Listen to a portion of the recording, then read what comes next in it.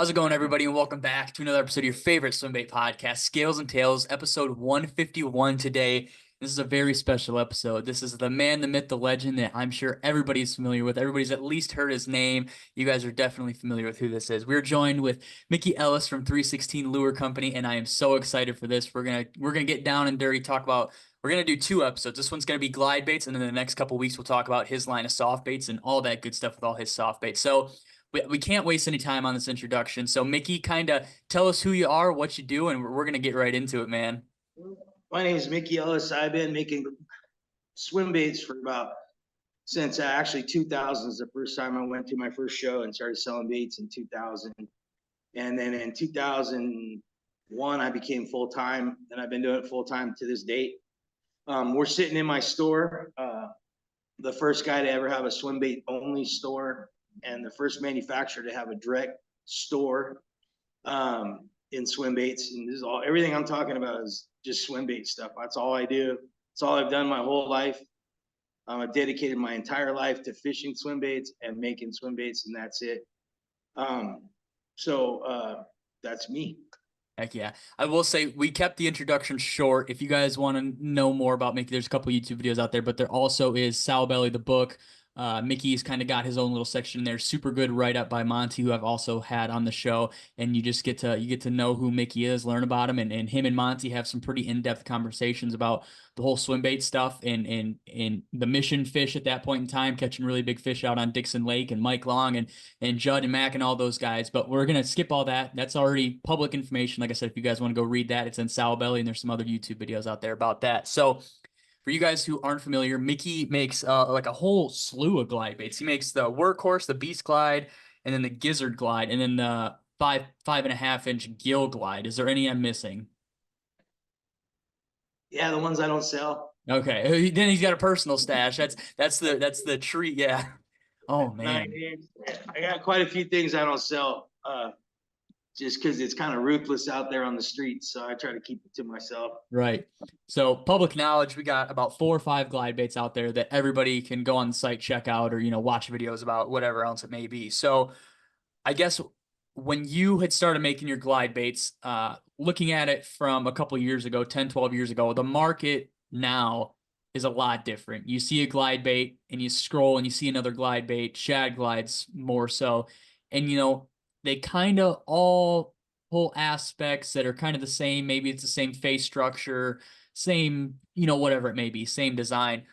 And the argument is, yes, it's a shad. A shad is a shad is a shad. You can only make a shad look so much like a shad and change the aspects of it by so much. But your baits have, I like to say that every builder has a style. You can look at a bait and say, yep, that's one of Mickey's baits. Or you can look at a bait and say, yep, that's a throwback Kyle bait. You can look at baits and kind of know what they are. But your baits kind of stand out with the paint scheme, and it's a very minimal looking bait. You have some detail in the gill plate, and then outside of that, you let the paint do the talking, and you let the anatomy of the shad do the talking. So I guess when you sat down and started carving your first glide bait, what was your thought? Were you looking at a picture on a shad on Google Images, or what was your process like? No, so what it was is so I when the glide baits first hit the scene, Butch kind of ran that up the depths 250, and I vowed not to jump on the wagon. I hate bandwagon ferries, and so I said no. Everybody's like, even some of the I Hate Mickey Club was like, he can't even make a glide bait, which it's stupid to even say that to me, but that was the scenario. So I didn't actually make a glide bait until probably like 2000, I think 15. I'm not sure. If I go back and look at my pictures and stuff, I'll know from there. But so what I did is I literally said, I literally told myself, okay, this bait's not going away. So there's obviously a category here, right? Mm-hmm. And then on top of that, the baits are catching big fish, which I've never seen a bait that moved fast. And at the time, nobody was fishing them fast, but I've never seen a bait that could move fast and catch big fish. Only spinner baits and crankbaits did that before. Everything else was a slow roll and slow top water. Nothing was fast, So I told myself, okay, let's see what this is all about. And I basically I just made an outline of the bait. After you've been making baits long enough, you like when you see a guy carve a bait all the way to finish, scales and everything, well, he's a newbie because you have to then cut it, modify it, do all this stuff to it. So I like to like, so basically let's pull out a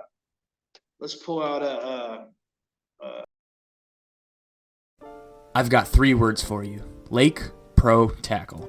Lake Pro Tackle has all the gear you need to be ready to have a successful day on the water. Friends of the podcast receive 10% off your orders while using code SCALES at checkout. Checking out with code SCALES not only saves you guys some money, but it also helps me host more giveaways to give back to you guys, the listeners. On their website, you can find exclusive and rare swim baits, JDM and BFS products, and of course, conventional tackle. I can't forget to mention Lake Pro Tackle gets the monthly throwback shop colors at the beginning of every month. Also, orders over $50 get free shipping, including rods. So do me a favor and remember to use code SCALES at checkout to save 10% at lakeprotackle.com. The vast majority of double-digit bass caught in Mexico are caught out of 2 lakes, Lake Bacharach and Lake El Salto. Josh Daniels Pro Bass Adventures is the only outfitter in Mexico with lodges on both of these trophy lakes. With a fleet of Ranger boats at Lake El Salto and Live Scope Plus at Lake Bacharach, Pro Bass Adventures has the best equipped guides and boats in Mexico. Better call Pro Bass, 480-491-9300 or probassadventures.com. We are Mexico Fishing. Staring at that peanut butter jelly like a largemouth bass staring at a dollar store worm? Then it's time to upgrade your snackuation. Meat Crafters' line of handmade small batch pre-sliced salamis and our charcuterie make the perfect base for your weekend snackle box. Fill a Plano 3600 with an assortment of Meat Crafters' old style salami and charcuterie and you're sure to become the boat ramp champ. Listeners of the show can use code SCALES and SLICES at checkout on meatcrafters.com to save 20% off your cart. The code can be used as many times as you want so you'll never run out of fuel for your pursuit of giants. So the next time you reach into your fridge to load up your boat cooler, skip the fish food and grab the stack of Meat Crafters pre-sliced packs. They're guaranteed to exceed your PB. Your favorite swim bait podcast is now proudly sponsored by Leviathan Rods. Leviathan Rods is a Texas-based fishing rod company that's handcrafted and uses high-end, made-in-the-USA rod blanks. Every sale from Leviathan helps support foster youth and their families. With Leviathan Rods, you're not only going to feel a difference, but you're going to help make a difference too. Friends of the show will also get 20% off their rod purchases by using code SCALES20 at checkout. So whether you're fishing a depth 250 or a square bill, make sure you're using the best rod choice out there, Leviathan Rods.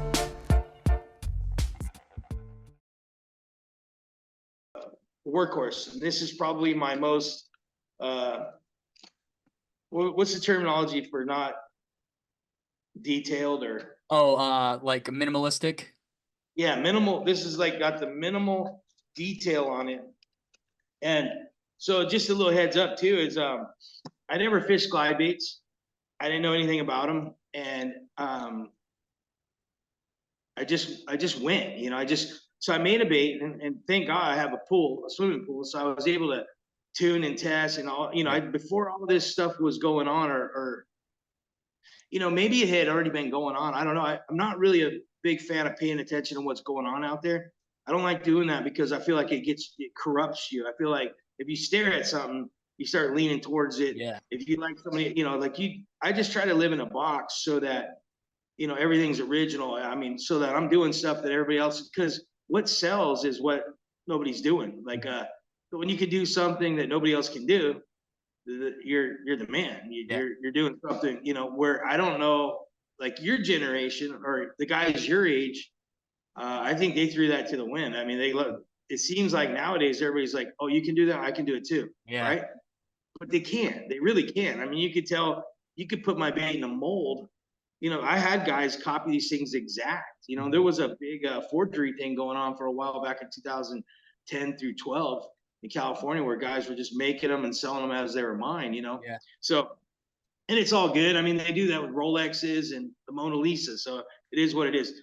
But anyways, all I did is I just got this little silly, this is just a little shad profile, right? It's like just a little silly deal. And I carved a face into it. And then I started messing with tails. I didn't know what I was doing at all. I just kind of like, just with the background I have and just lure making, I just started working with it. And when I first made it, I made it with a hard tail because I hate soft tails because they tear and rip, and it always happens when it's important. Yeah. I despise that. That's like my old school, my Armageddon design. I made these guys. Like these tails are the first guy to be making Lexan tails that pivot, and this thing's bulletproof. I mean, this thing goes to war. I mean, this is like for big boys and guys that really fish. So that being said and everything, I just made the bait, and I fished two versions. I had one version with a soft tail, and at the time I was using urethane, and I didn't like the material. That material is like volatile, and it's really stupid. Now I use silicone. And what's cool about silicone is you can wad it up and it just pops right back. You know, it's super, it's awesome. But anyways, I just carved this is probably my dullest bait I make, like as far as like what it looks like and everything. And because it's really hard to get a glide bait to swim if it has fins. Yeah. It's the hard thing to do because the fins mess up. And I don't even know if people understand why glide baits work or how they work or or any of that. That's a whole nother detail of like what makes it work and everything. Shape has everything to do with it, and I never, like lately I've seen, or I don't know how late it's been, but guys are saying the screw in the screws or screw the screws out. And I'm like, what the heck is that? Like I'm old school, man. When you hand a dude a bait, it better be a bait, you have to tune it. And, so my baits come out of the package. And remember, man, I was the first company to manufacture with Japanese hooks. Okay. First American company to make baits. I've never sold an American hook in my baits since I've been doing that. Yeah. And I used to live like 15 minutes from Owner. So I could actually cruise over to Owner's shop. Back then, all I had was a motorcycle. So I'd rip over there on my bike and they'd let me in their showroom and go look at all their hooks. And I would like mock baits up to them and everything. I think they knew I was going to go somewhere because they were really, really cool about it, and they knew I was like insane about, doing what I was doing. Yeah. But, they got a Japanese hooks on them, and which is the finest hooks in the world. The best hooks in the world are from Japan. And I hate to say that because I'm American. I wish America did it, but they're really good with metal. The samurai swords and sushi knives, they're just really good with metal. And back then, when I started, they were doing mustads. Guys were like Mike Shaw from Slammer. He was selling slammers with eagle claws on them. The eagle claw gold ones. Yeah. Rago's got videos where he shows you how to sharpen it with like a musky file. Yeah. And I was like, oh man, and these hooks break before they dull, like they'll snap off before they dull. But anyways, back to the bait is so I just went out and fished them, man. And I literally caught I took a dude that didn't even know how to fish. A guy from, I do jiu-jitsu and kickboxing. I took a dude from my gym with me. And he didn't even know how to fish. He was using a spinning reel and throwing like a rising sun while I threw the glide bait. And I put on a clinic, man. I got like 15 fish that day and couldn't believe it, right? Yeah. And that was with the hard tail. And I saw the bait was a little wonky and it did some weird stuff. So I went back and tuned it a little more. And this time I put a soft tail on. Well, anyways, long story short, man, I ended up sticking, that's Lake Athens, and I stuck a 12 out of there, being my biggest fish on the glide bait. And, just put on a clinic over there. I mean, it was like insane. The fish were like, I mean, dude, we were having 30 fish days, man. And it was insane. And the thing is I wasn't catching big fish. Yeah. It was summertime. And I was running these things over the grass and around grass edges. And every other cast, you're snagging grass, but I didn't care. But we killed it, man. And I mean, it's an all summer long bite, and it blew me away. And then, so this bait, I didn't do it intentionally, but this bait is it's agile. You can chop it. Like I've seen guys where like, no, one bait does everything. This bait does everything. You can chop it, you can burn it, you can slow glide it, you can just swim in it. I mean, you can do everything with it. And, as fish will have different attitudes and different likes as weather changes and whatever they're chasing. This is basically, if there's a good shad bite, not during the spring, like the spawn, but if there's a good shad bite in the summer where they're blasting shad and there's any decent size to them, dude, this thing kills it. I mean, I don't even fish it anymore because it's so hot out here. I really I dread going out there, man. It's just brutal, dude. I mean, when you exhale and your inhale is the same temperature, it's kind of like, it kind of creeps me out a little bit. But again, like the reason why it's the way it is because I learned a long time ago, when something works, you don't touch it, man. You just like stop, you Yeah. lock it in, go, right? Yeah. And that's, I can honestly say this is the first bait I did that with. So Yeah. I literally did not touch it. This is from the exact same thing I was fishing in 2014 or 16, whatever it was. And Yeah. to this day, and I have not fished this bait myself probably in like 4 years, just because I like the Gizzard Glide more. Right. Because, and I fished just for the spring. But everybody swears about the Workhorse, like the tournament guys, like I know Lee I'd say, and I know a lot of the tournament guys that come through town for the Lake Fork stuff. Mhm. They hit me up. They're always asking for the Workhorse, and I'm like, why? And it's just because that's all they know, right? And Yeah. Yeah. their other tournament guys listen to tournament guys, you Right. know. And I think Lee was behind that because Lee and Patrick Walters put on a clinic one year with it, and it stirred up the rest of the guys. And Right. so uh, those guys jump on that stuff, and you know, it does what it does. I don't know. I sold all the baits to them. I didn't give anything away, or I wasn't. It was up, you know. And I don't promote that stuff. That's kind of private for them. They can show it off if they want to. That's fine with me. But they got, their job is insane, and I don't want to get mixed up in it. Especially Lee. You know, Lee's like the most insane fisherman I've ever fished with. So, anyways, back to the bait is, yeah, the Workhorse is probably, it's probably the most, I mean, for your money, it's probably like a done deal. Well, And I right. just recently, you know, I got guys hitting me up. They like the first gens because they sink faster, Oh, right? okay. Well, that's all the live scope guys. They want Yeah. to get it down and get it to Yeah. the brush. And that was new to me. And when I made them, the sink rates, I didn't know any better. I wasn't like, well, I'm doing it like this. Now I have a personal liking to certain Right. sink rates, and I like setting my baits up a certain way. I'm very particular about it, and so now I have something to say about it when it comes to, you know, what I'm doing here. So that's pretty much sums up the Workhorse as far as like, I mean, if you look at it, it's just a little missile, you know. It's just, Yeah. it's a bad little dude, and it doesn't. I mean, I'm just stoked to have him in my tackle box. Mhm. You know what I mean? Right. Like when you open your box and you need something, you're like, when you look and you go, oh, it's on. You know, Yeah. like it's, you know, Yeah, like I here's a will bait. say, I think there's a reason. I had a buddy looking for a workhorse about a month ago, and he made a post on Swimbait Underground, on Swimbait Universe, on Instagram. He could not find one. He's like, he texted me. He's like, dude, why can I not find one? I said, they're good baits, dude. People do not come off them. I mean, I think in my 5 or 6 years of swimbait fishing on the forums, man, I probably couldn't count more than a dozen and a half of workhorses I've seen for sale. The guys who like them, and they either stock up on them or they just never come off them. And I think that's a testament to the bait. You see a lot of baits for sale, but a workhorse and like the beast are baits that you really never see go up.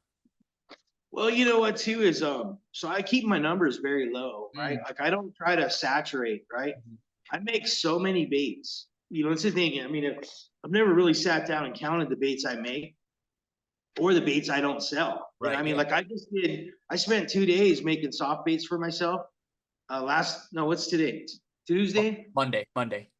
Oh yeah, today's Monday. So I actually worked after church on Sunday, finishing up these little, you know, these little Georges, little spintails. Yeah. I make a real gnarly version of like a little guy, but it's got cool features, and I use really expensive blades, and I murder fish on. I mean, I just flat out wear them out. And so I did a whole batch of those, and then I did a batch of my little levitators, the little 3-inch minnows, Yep. Yeah.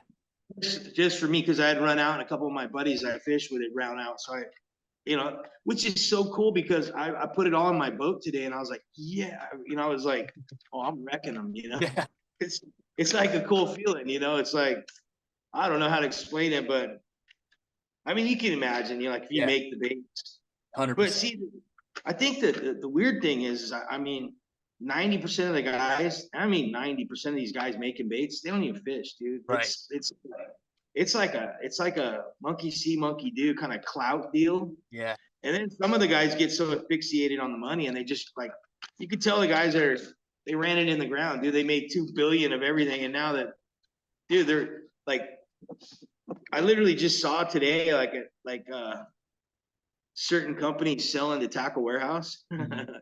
And I was like, that's how you know it's over, dude. That's how you know they're dead. They're like, there's no sales. When guys start pimping them to Tackle Warehouse, then it's a bad deal, and it's not going to go good. So here's the cool thing about like what's going on right now, the timing and all that stuff. I feel like, we get to see who's going to make it, right? Yeah. We get to see who's, and dude, this is all I do. Like I'm like I just told you before we went on air or we started recording that I got a new bait that's going to drop in the next week or two. I'm going to send you one, probably kick down Marshall one too, to run it for me, just, so that you could say, yeah, what he said is true, Yeah. whether you catch fish on it or not.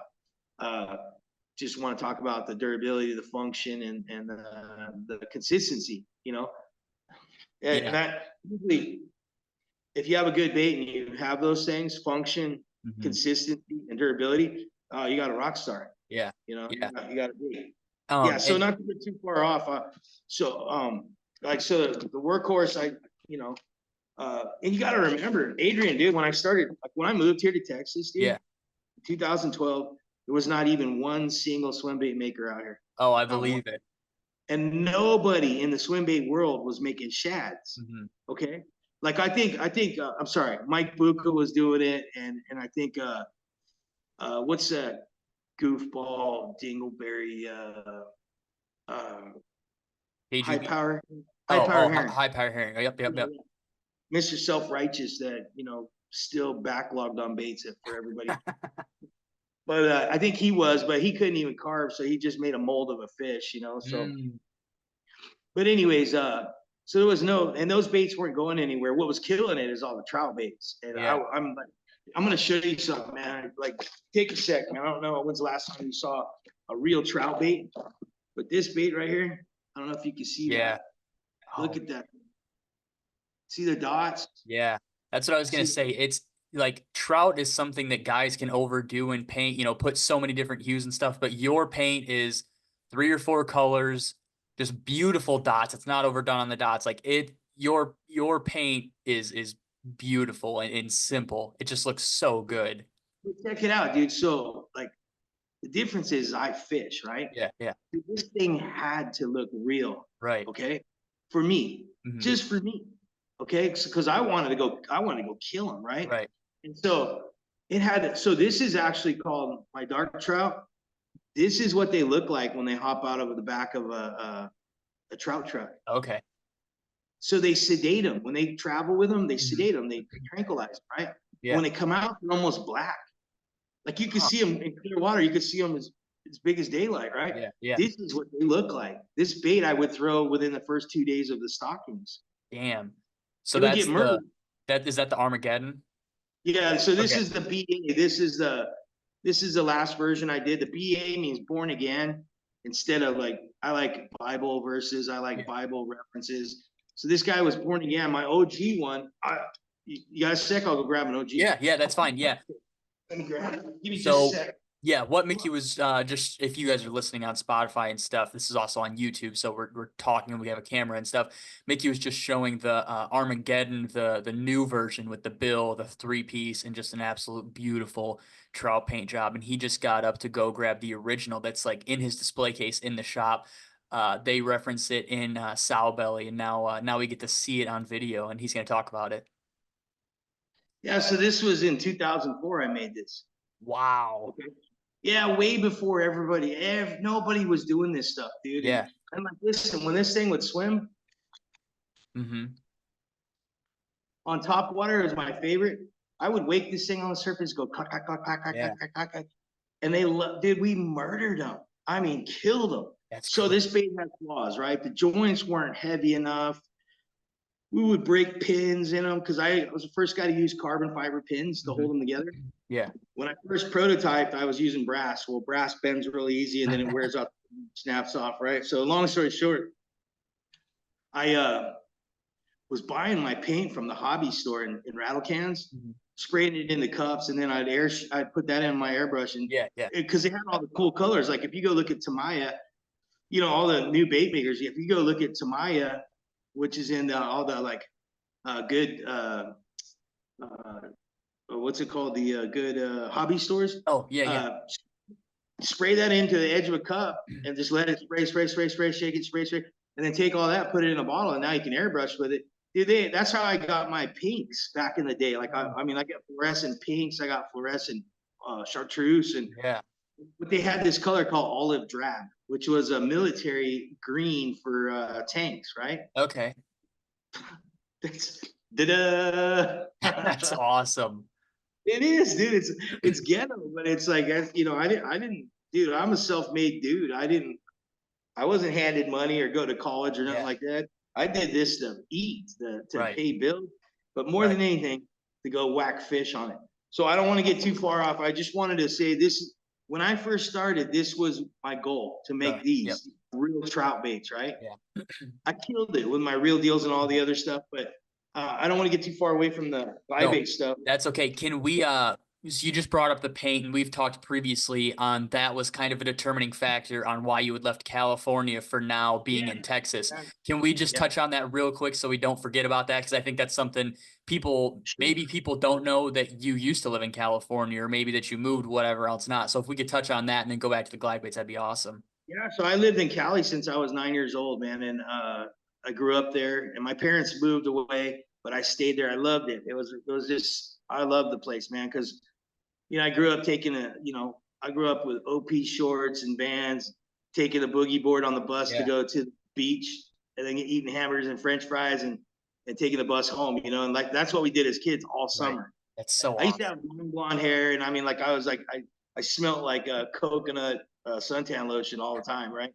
Um, and so I grew up there and everything. And then when I met Rena, I'd already been making bass. When I met Rena, I moved to Garden Grove where she lived. And after we got married and everything, we got a house out there. And so, long story short, I think it was about 2010. Uh, California shut down the capability of painting baits with anything that wasn't solvent based. So that means anything that has chemicals that evaporate, it was illegal. Okay, Yeah. solvent, right? And so now they're asking me, old school guy. I grew up with lacquer and you know, like automotive paint, right? Yeah. They're telling me to use these little Createx, you know, dingleberry stuff, right, in the plastic bottle. And I'm like, no, I'm done if that's the scenario, right? Like I'm done. So I literally painted in California. Like I snuck for like 2 years, and it scared me, dude, because like they can walk in at any minute if they smell it. Because I would spray at night so they didn't catch me and stuff like that. Yeah. I had a little makeshift spray booth, and so you know I got pissed. I just got sick of it, you know, and I just got sick of how things were going, and then the cost of living and just everything was just. I love the people, I love the food, I love the fishing. The fishing was insane. And right after I left, thank God after I left, but you know, my favorite lake, Mission Viejo, got a golden algae bloom and all the fish died.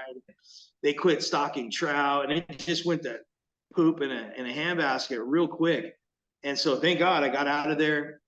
And what's crazy is, when I moved here, I bought like the bitch in his house, all brick, wood, you know, Yeah. everything on an acre of land, 4-car detached out garage, 1-car attached, and a swimming pool, a nice swimming pool, Yeah. all on 1 acre, half hour outside of Dallas for $200,000. Yeah. It's crazy.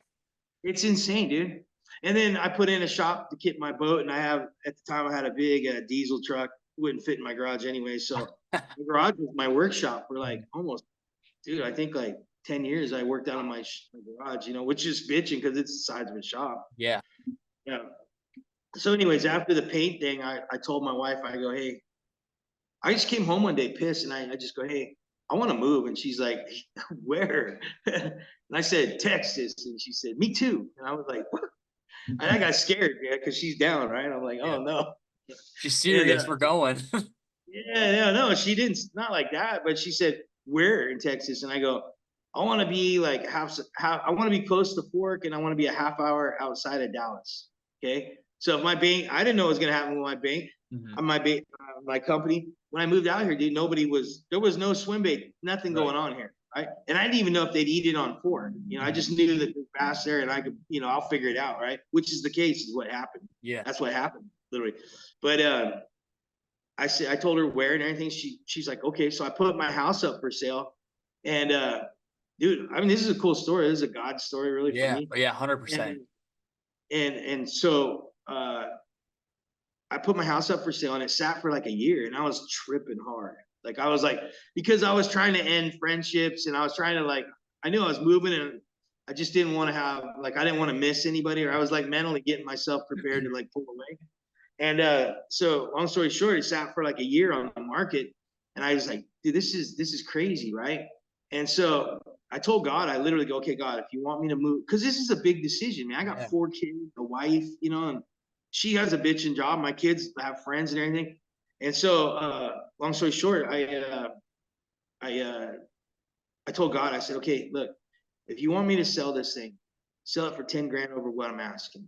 Now, then I'll know it's you, right? I'll know it's like, this is you, because who's going to get 10 grand over what they're asking, right? Yeah.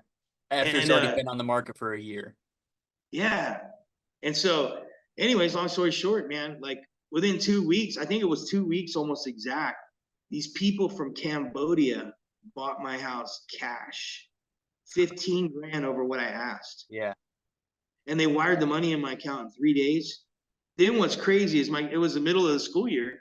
They let me rent the house for the mortgage, whatever their mortgage was. Mm-hmm. They let me rent the house off them for 6 months until the kids were out of school. That's so sweet. So that was insane. It was insane, dude. And I was like, and then I told Rena, so we had 6 months to buy a house. So we weren't spazzing or had to work, Rena finds that place half hour outside of Dallas. So it was insane, dude. Like, and it only took like a year for me to want to go back because fishing was so hard to figure out. And I mean, 100%, dude. It's the guys that I was around that showed me, opened my eyes. Fish is way different out here. Not only that, but my fishing style was in the summertime. I went and fished for stripers in the Colorado River behind, Willow Beach. So I had a really big striper bite all summer. Then I had a calico bite. Starts in spring, and March 3rd is the beginning of the Fred Hall show. I would start hitting the break wall every night. During the show, I actually took Japanese clients out to the wall at night. And we smashed them, dude. I mean, we wrecked them. This was right after El Nino. When I started doing the wall, it was right after El Nino, and the kelp had all died on the wall. And so we could catch, dude, an 8-pounder was like no problem. Like I catch 8-pounders. My brother-in-law doesn't fish very well. He's stuck in 11. Calico, man. These look like largemouth, right? Yeah, so, yeah. So anyways, long story short, this is gonna be my first brain fart where I forgot what I was talking about. But, we were talking about you transferring to Texas and kind of that whole transition. So when I came back, so I had the calico bite, and then in the wintertime when they stock trout, it starts in October. My best night bite, like I'd go to the lower lagoon at night, starting in October, and dude, I would use my large wake bait and I would fry. My first fish was 12. Oh my gosh. Then my very next trip, the owner's son that owns JT Tackle in California, like it's a pretty famous tackle store. He took a picture of a 14.6 my very next trip. He got there and it was in the morning. We got there real early. It was still dark in there. And I stuck a 14.6 there. And then I just went on to just smoke them one after another, after another, after another. And that's actually when I think the locals started hearing about it, because the next show I did, they started pulling up and buying baits. Like, I mean, first time I ever seen somebody buy 3 or 4, $300 baits. Yeah. In front of me, and I was like, "Dang, dude, this dude's serious." But anyway, so when I came out here, it was bass, bass, bass, bass, bass, bass, and I didn't know what I was doing. I mean, I did not know. That's like when I hear these guys, "Oh, I'm gonna go to Texas," or these guys that fish Cali. I'm like laughing because, dude, you're gonna, like, you even see Zaldane, dude, he's struggling. Yeah. Okay, like that dude could put on a clinic in California, right? So he struggles out here, and then everywhere else they fish too. But it's not no joke, The only time Chris does good out on fork is when the shad are spawn and it just lines up perfectly. Well, he's never done good, right? Compared to what good is. You know what I mean? Exactly. Like, that's because he's not smart enough to get my baits. That's all. But no, God bless you, Chris, man. I know everybody's trying to make a living, so me too. That's why I'm punching my baits in there. But yeah. So out here, it's like I wanted to go back to Cali. I'm like, this place sucks. They don't have sushi here. It's like 2,000 degrees with 2,000-degree humidity. Mm-hmm. And so I told Rena, we're going back. Like I was the big guy walking in the house. Hey, little Asian chick, we're going back to Cali. She's like, no, we're not. I'm like, but you didn't hear me, did you? We're going. She's like, no, we're not. And I'm like, well, what are you gonna do for a boyfriend then? I'm out of here. And she's like, we'll just have to have a long distance relationship. And so I go, really, dude? And she's like, yeah, I'm not moving, dude. I love it here.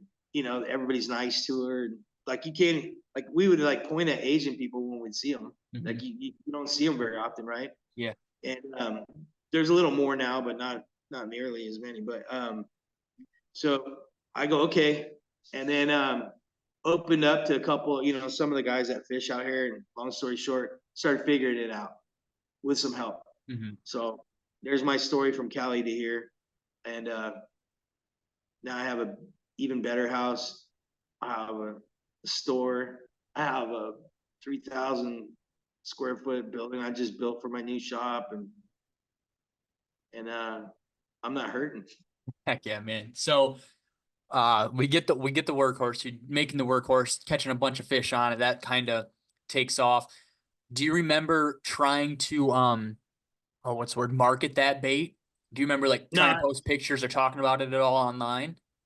Yeah, so I did. I always like I like to so people don't understand, dude. I really don't ever have baits that I don't spend more than like 5 to 7 years on. Mm-hmm. And it's only because, a perfect example is a guy like yourself, right?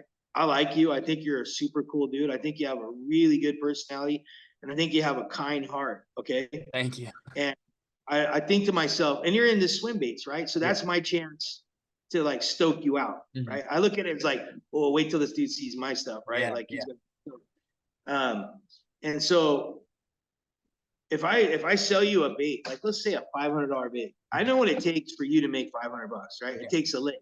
Okay. Just like me, it takes me a lick to make $500.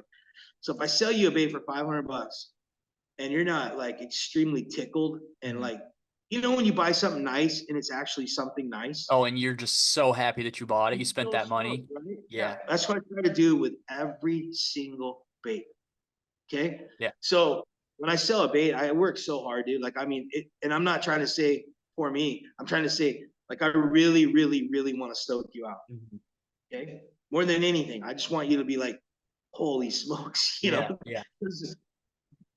Like when I first got the Workhorse dial, I was like, oh my God, I was like, I'm rich, dude. Yeah. I thought like, there's no way I'm not killing it. You're going to start printing money since you made it. Yeah. Well, sometimes when you do batches of like 100 and something, man, it's like you're doing counterfeit money, like you're like, you're doing a batch of beast glides. You're like $500 a pop. You can't complain. Yeah. You just shut up and make baits. Dude. Yeah. Just like be stoked, So, yeah. So like back to like, I was so stoked on the Workhorse. I didn't touch it again. I didn't mess with it. And what I like to do is because I make so many different baits, I have enough baits that I can make them once a year and you won't see them again. Right. Yeah. If I just rotate through baits, you won't see it again, and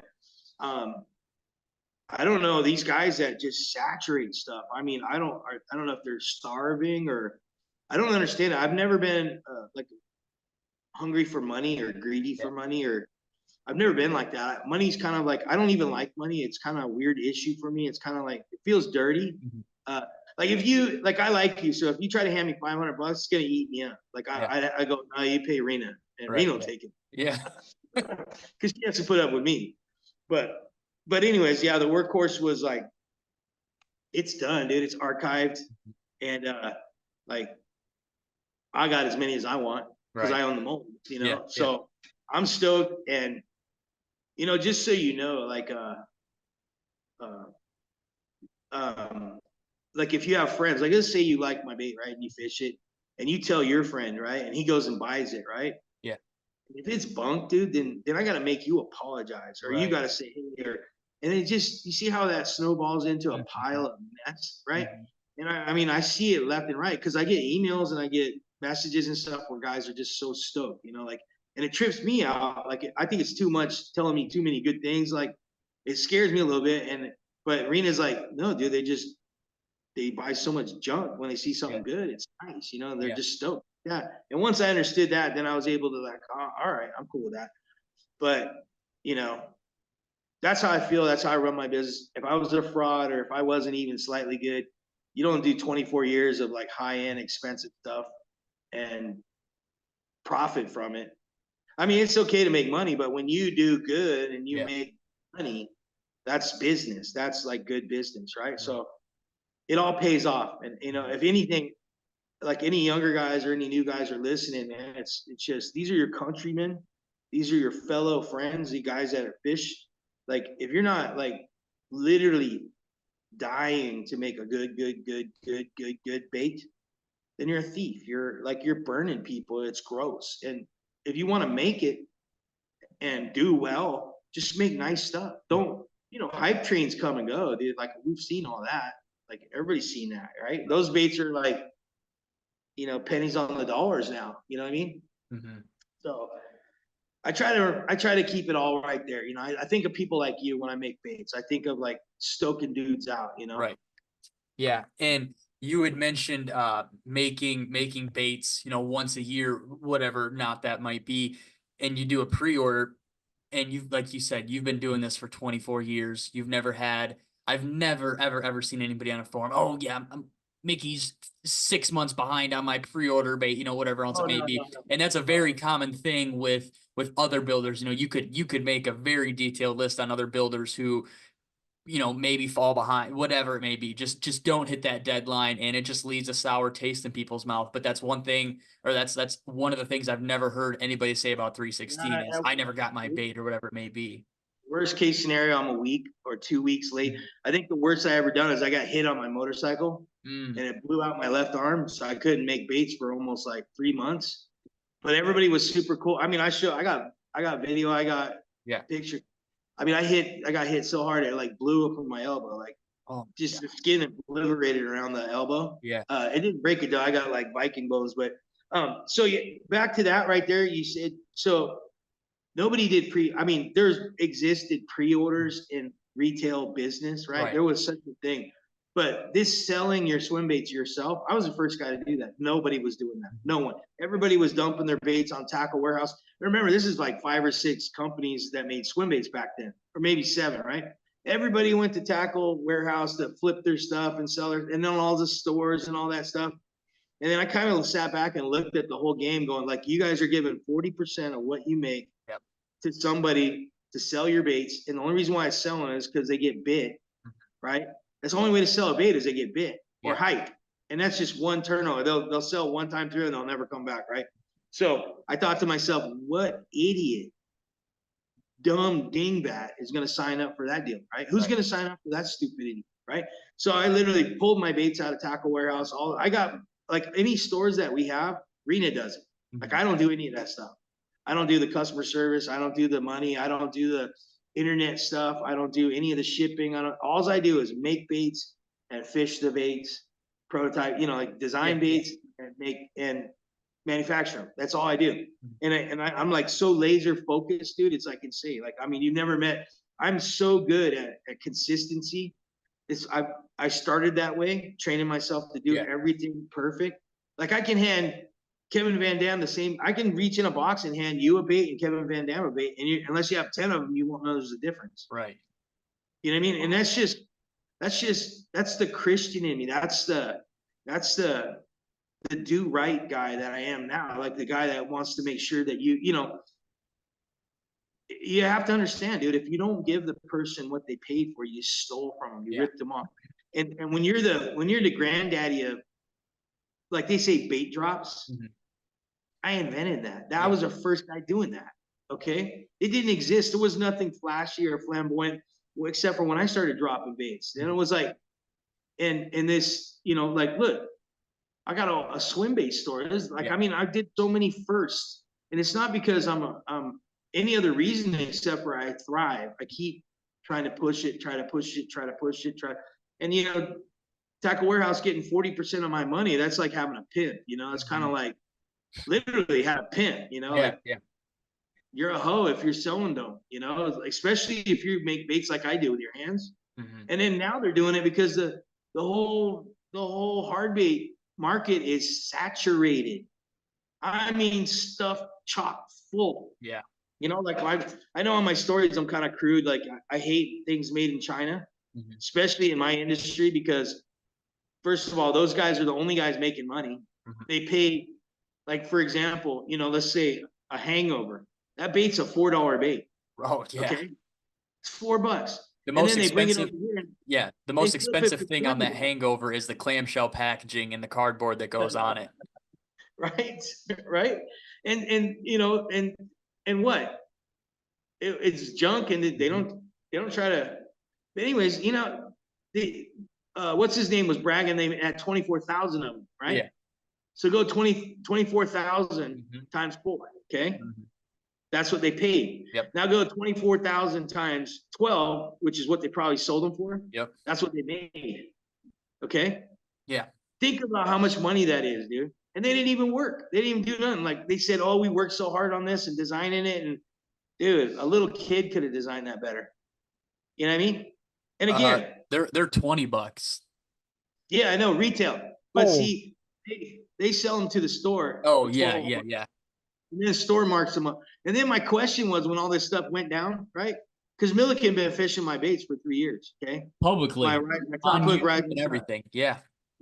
So when they did this little deal right there, he threw a little shade on my stuff at the end of his little how-to video, and he pissed me off with that one. So, anyways, uh, I was like, what are the stores going to do? Are the stores going to have integrity and not sell this Mm-hmm. trash to their customers? Is 6 cents going to pull them off the shelves? Yeah. You know, or Yeah. are people going to start getting their money back? No, they just went boink, boink, Mhm. boink, boink. You know what I mean? And then I think you asked me like not too long ago, like, you know, what's your thoughts on corporate coming into swim baits, Yeah. right? Yeah. I'm not in that swim bait world. Mm-hmm.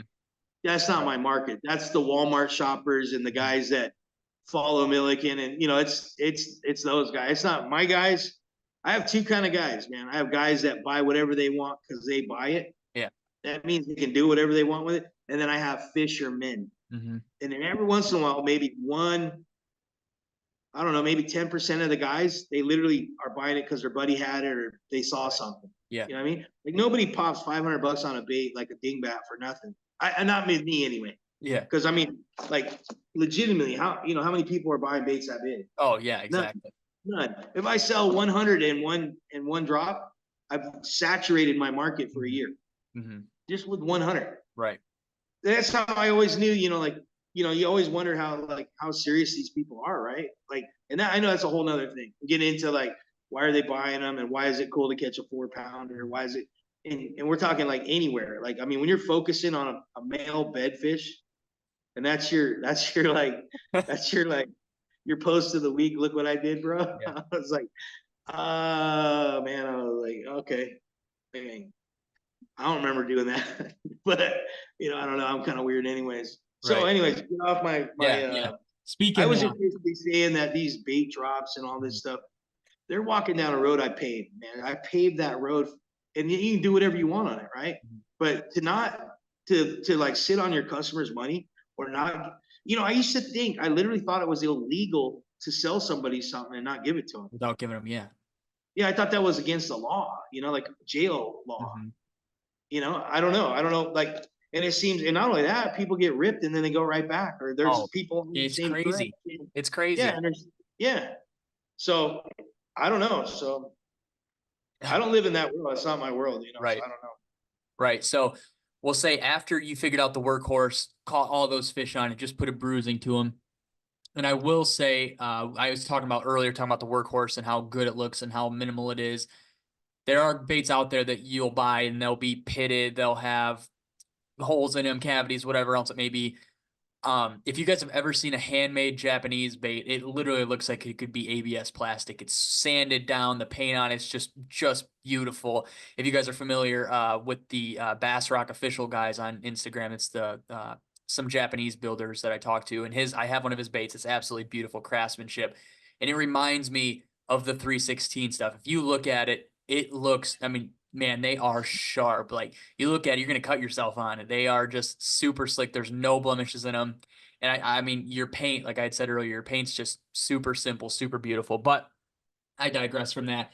After you made the Workhorse, caught a bunch of fish on it, was that when you were like, oh man, like this 8 inch, I'm catching a lot of fish on it. It almost seems too small. I need to make something bigger. And is that where you went with the Beast, or kind of what was the following bait after the Workhorse?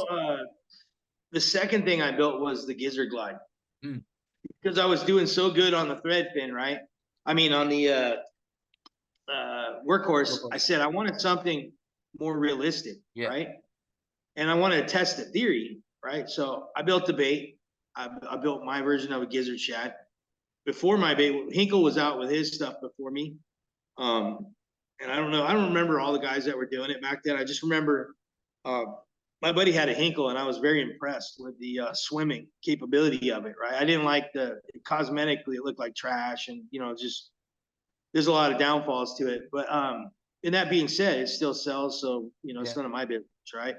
But I wanted something with a little more profile, and I wanted to see if I could push it and see what the bigger fish would think, right? Because I wasn't catching really big fish on the Workhorse. I was just catching fish, Right. okay, and that's like anywhere from 8 pounds to like 4, uh, and really being bummed when it was a 4, because they hit it so hard, and you're like, oh god, this is Yeah. big, but dude, my second fish on the Gizzard Glide was 12 pounds. And it's so weird, but um, what's crazy though is it's a slow bait. Like I mean, if you come out here in the springtime and you use it like when it's still cold and stuff, and we're creeping. Like I'm literally on a 6-to-1 gear ratio going like this. Like it's a HUD, like just slow rolling it. I don't know. I don't fish HUDs. I never Okay. fished a HUD. Okay. That's the other thing. I don't fish anybody else. Yeah. If I need something, I go make it. That's why I got so many baits, right? Yeah. Yeah. I'm not gonna fish a HUD and like go look what I did. I'm Yeah. not doing that. I'm not giving him any clout or any. I know it Right. sounds weird, but when you find out the Depths 250 gets bit and you buy all the Depths 250s, that's weird too. Yeah. Yeah. So I do my weird. I just if I need it, I build it, right?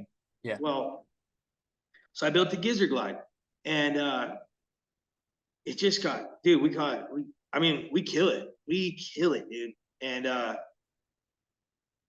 it's my favorite bait. Mm. It's like my favorite bait. Like if I break down, like if I've been throwing a beast for 2 days straight and I haven't got a bite, I'll throw the gizzard. Like and like that's my weakness. Like I'll break down and throw a gizzard. But as soon as I catch a fish, I'll go back to the beast. Right. And it's spoon feeding them. I know what you're saying, but like I don't use any electronics during the spring. I don't like. I just have a milk run. I just go up to the point, fan cast it, and then split. And there's a lot of technical stuff involved in that, Right. like Yeah. where you put the boat, what direction you're throwing, stuff like that. But I pretty much know if they're there or not. And so sooner or later, you run across a pack of them, man. And like I had a day where I caught a 12 and a 10 the same day. Wow. Yeah, and it was epic, dude. It was insane. So yeah, I made the gizzard. I'm gonna pull it out for your peoples. This is one of my favorite colors here on Fork. Also, this is my this is a really good color for Cali, but this is my hitch color. Yeah. Oh man, that hue that you just shown. Wow. Yeah. That's Like this crazy. thing, yeah, just full of color. Just like, and you see the scales are in there. Yeah. So, like, I don't know if like paint's a whole nother concept. I mean, like you say my paint's simple, right? And it really is because I know what I'm doing. Right. Like, Yeah. I mean, like when guys have my baits custom painted, they think I'm mad because they painted my bait, right? Yeah. Because I have a policy like this bait is guaranteed for life, right? If you break this bait just from fishing it, not from throwing it into rocks and Right. Yeah. I've had guys wear baits out to where they're not fishable. I'm giving homeboy a new one. Right. Okay. Yeah. They It's a deserve it. lifetime guarantee against craftsmanship and durability. Okay. So forgot why I was saying that. We were talking about the simplicity of the paint getting them repainted. Okay, the simplicity, yeah. So what you don't understand is what like how colors work, Oh, right? like the So layers and everything. Yeah. yeah, the layers are super important, especially in dirty water. Mm-hmm. Dirty water is like you want like this is my best color on fork. This is called Lake Fork Special. You see this? This is the ugliest doo-doo looking color there ever Yeah. was. You know what I mean? And you know why? Is they see it. Mm-hmm.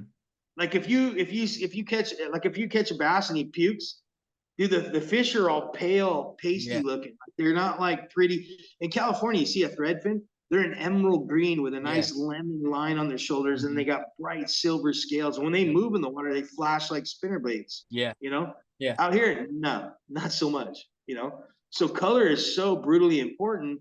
And it's like, there's guys that like, I mean, it's kind of gross too that like everybody paints the same now. Mm-hmm. Like everybody does the same paint job, and it's that I can do that too thing. Right. Yeah. Where if you just do something different, man. Mm-hmm. Learn something, and that's what they don't do. It's like 90% of these guys are just like monkey see, monkey do. Right. And it just looks insane to me. Like you gotta understand where I'm coming from. I look at it, I'm like, bro, you're never going anywhere. You're not Right. going anywhere. And I'm telling you, watch as the economy starts crashing like it is, and wait till like things are drying up and all that goofy play money's gone. Mm-hmm. Let's see, like those guys are dust. They're gone. I mean, they're out of here. And I'm not. I mean, I'm not. I mean, I'm good. I mean, I don't, hopefully it does. You got to be so careful now how you say things, dude. Or Right. like you get an enemy just for saying I love Jesus. Yeah. Oh, what's religion got to do with work or business? Like, did you ever look at my logo, buddy? Right. No, I don't know. But anyways, so the Gizzard was my next bait, and it was slow, and you can do all kinds of stuff with it. Mm-hmm. What I'm telling you, you bomb it out there on 20-pound fluoro, and you just slow roll it back, just a straight line. Don't do anything else, and it gets smoked. Right. It's the stupidest thing ever, right? I mean, that's dumb. I mean, you don't get the crackhead on it and like chop it and dingleberry it and all that stuff, but it catches big fish. But everybody wants to be able to zip and zoo and whippity woo and hey, I got a bait for that too. Then Yeah. I think it's funny that when I'm like, if I'm fishing a super fast glide, I'm thinking about how like, oh, if there's a fish following, I'm going to hit it once, hit it twice, whatever it may be. I'm thinking about the input of the action. But I feel like where guys misinterpret the slow stuff, if they're casting, Beast Glide or Mother, Depths 250, whatever it may be, they take that mindset and they just like, their mind just runs weak with fishing it slow, and they're not thinking, you need to translate that mindset from if the fish is following, this is what I need to do, to this next cast, I could put it across the fish. You got to change your mindset to more so presenting it and just sticking with it rather than trying to trick a fish into it. If you present that bait where it needs to in front of that fish, there's a really good chance it's going to come up, but it might take you, like you said, 2 days to do it. And if you're mentally strong to do that, then it's going to work. But if you fall into, I just need to pick up this workhorse just to catch a bunch of fish today because I don't want to go out and not catch any fish because what am I gonna post on Instagram later type thing. It's a really big mentality thing, and it's kind of crazy to see. And I feel like that's why, between the social media stuff and now the super fast fishing glides, that goes hand in hand. Like guys don't have a patience level. Everybody always says fishing is about patience, and if you swim bait fish a fast glide, it doesn't seem like you have any patience. You're just ready to get the next cast in so you can make another one. It's kind of, I don't know, it's crazy to see like the older guys, the guys who've been doing it for a while compared to the guys who are doing it now. It's just like two opposite ends of the spectrum, and they don't really meet, middle of the way. Like the guys who fish fast will not even swear about fishing a glide bait slow. They just can't even wrap their mind around it. And it's really interesting to see. And it's interesting to see a guy like you who makes baits that do both, because you just appeal. I mean, it appeals to everybody. If they want to fish this way or this way, they can just pick up a bait from you and they can do it. Well, so you got to remember, man, like I build all my baits for bites. I don't jump on bandwagons, and I don't just, I get on a bite. And then, so like the way I fish a workhorse and the way I tuned a workhorse to work was a summertime bite. Yeah. Like, I mean, they're like, they like it flipping it, like my on a workhorse, I'd bomb it out there And it seemed like on this lake, I spent a lot of time on Athens with glide baits. Okay. Yeah. And what they liked is that if I could get it down deep, right, away from the sunlight, if I could just get it down deep, Yeah. and I'd go 1, 2, 1, 2, 1, 1, you know, just like it'd be going like this, wow, wow, wow, wow, wow, wow, and blam, out of nowhere, you just get smoked, you know, and you knew they were going to be in the area, right? You just didn't know when they're going to hit it. Yeah. And like you said, you're mentally looking at what your bait's doing, or you're feeling like when you get it down far enough, you can't see it. So you're mentally thinking in your head, you know, and then you get bang and you're like, I knew it, you know? Yeah. This week or this last weekend, I was telling you that I had gotten on a slow glide bait bite. Now, I mean, I was bombing it out there, and I'm used to these fish, you know, giving it like 1, 2, 1, 2, 3, 1, 1, 2, 3, 1, and they just come up and smash it, T-bone it, and they just were not reacting to it. You know, I had followers, but they were 4, 5, 6 feet away. And, you know, I was like, you know what? I'm just gonna slow roll this thing. I haven't really done it at this spot. I've never had to. And, you know, I'd slow roll it. I'd give it a second, and then I'd give it like 1, 2, just so it'd shoot away, and then I'd go back to slow rolling it. And the one bite I had, I went from a fast, I paused it for a second, and I got like 2 reel cranks into the slow, and I could feel that bait start to turn, and that fish came up and hammered that thing, and I was like, oh my gosh. Like, Marshall always talks about how he loves slow glides and how they always catch bigger fish. And Who does? Who says that? Marshall, Oh yeah, Marshall. yeah, Sorry. yeah. So fishing a slow glide is just so fun, but again, you have to have the mental fortitude to stick Well, with it's it, kind of and like guys this, don't. bro. I mean, it's kind of like, you know, you don't sit down with a sniper rifle and try to freaking machine gun somebody, Yeah, right? exactly. It's just like, I mean, if your guys get any listen out of this, man, it's like, look, so first of all, everybody asks, what are you fishing for, right? You just want to catch a fish, Yeah. right? Well, there's that crowd, right? And then there's other guys that are kind of figuring it out a little bit. There's those guys. And then there's guys that are just freaks for big fish, Yeah. right?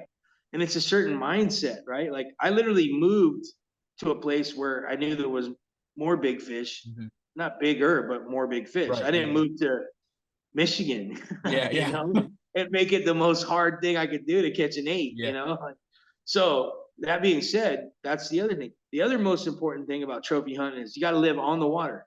You're not going to find a single guy that's like kills it for big fish that does, like you have to put so much time on the water. And that's all I've done. I mean, you got to understand, I have 24 years of, like, I don't care. You could say, he don't know nothing, right? Well, just for example, I'm not picking on him or nothing like that. So Butch Brown, right? Yeah. He's got a lot of time on the water, correct? What does he do after when he's not fishing? Looking over his fishing videos, or probably I don't know, working maybe. I don't know. Working, okay, he's working, right?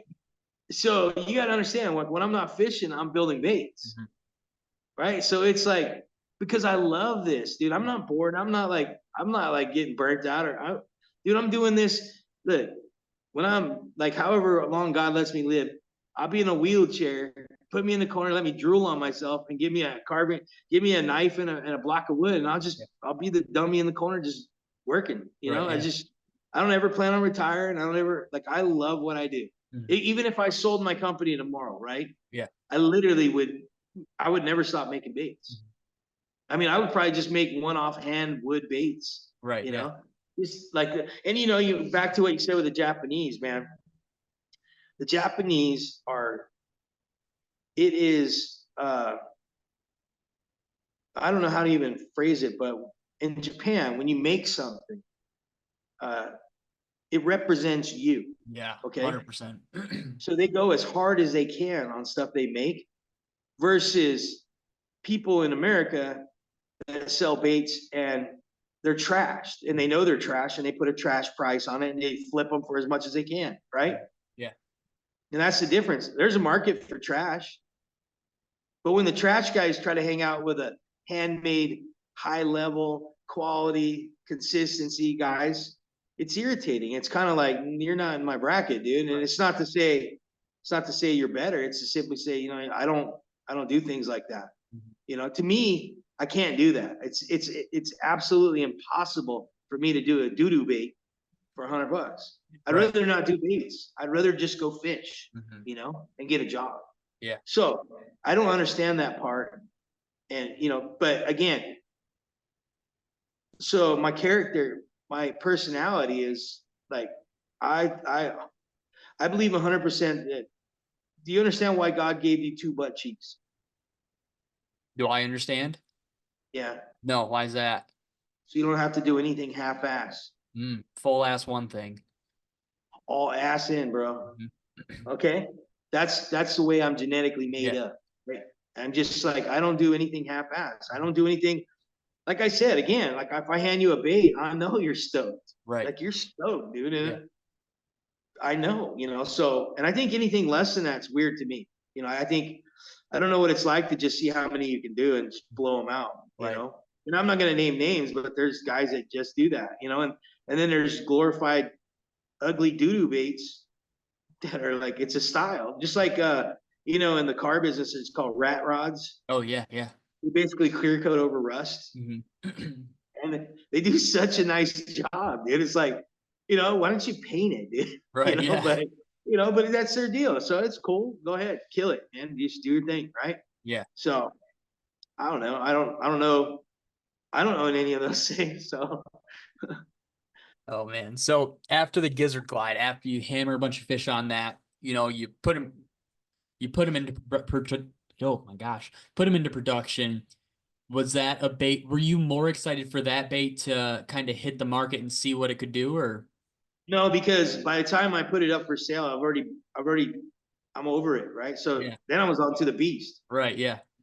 and then second the beast, I had fished the beast and done all my stuff with the beast. I'm on to the bluegill glide, Hmm. and then on to the next bait, and Right. the next and the next and the next. And then, oh, guess what? Now I gotta so the common, the most frustrating thing about making baits is having time to design baits. Mhm. If you're gonna do it right and you're gonna do them really nice so that everybody gets their money's worth, it takes so long, dude. I mean, I'm serious, man. It takes 5 to 7 years to make something that's super good, right? Right. And it just is what it is. And that's how I've dealt. It's fine with me. And like I said, man, I recently had a buddy show me a bait that bro would have got punched in the face if he would have sold me that thing. He'd have got Mhm. socked in the eye. Right. Because it's like, dude, there's no excuse for that stuff, like none, you Hmm. know.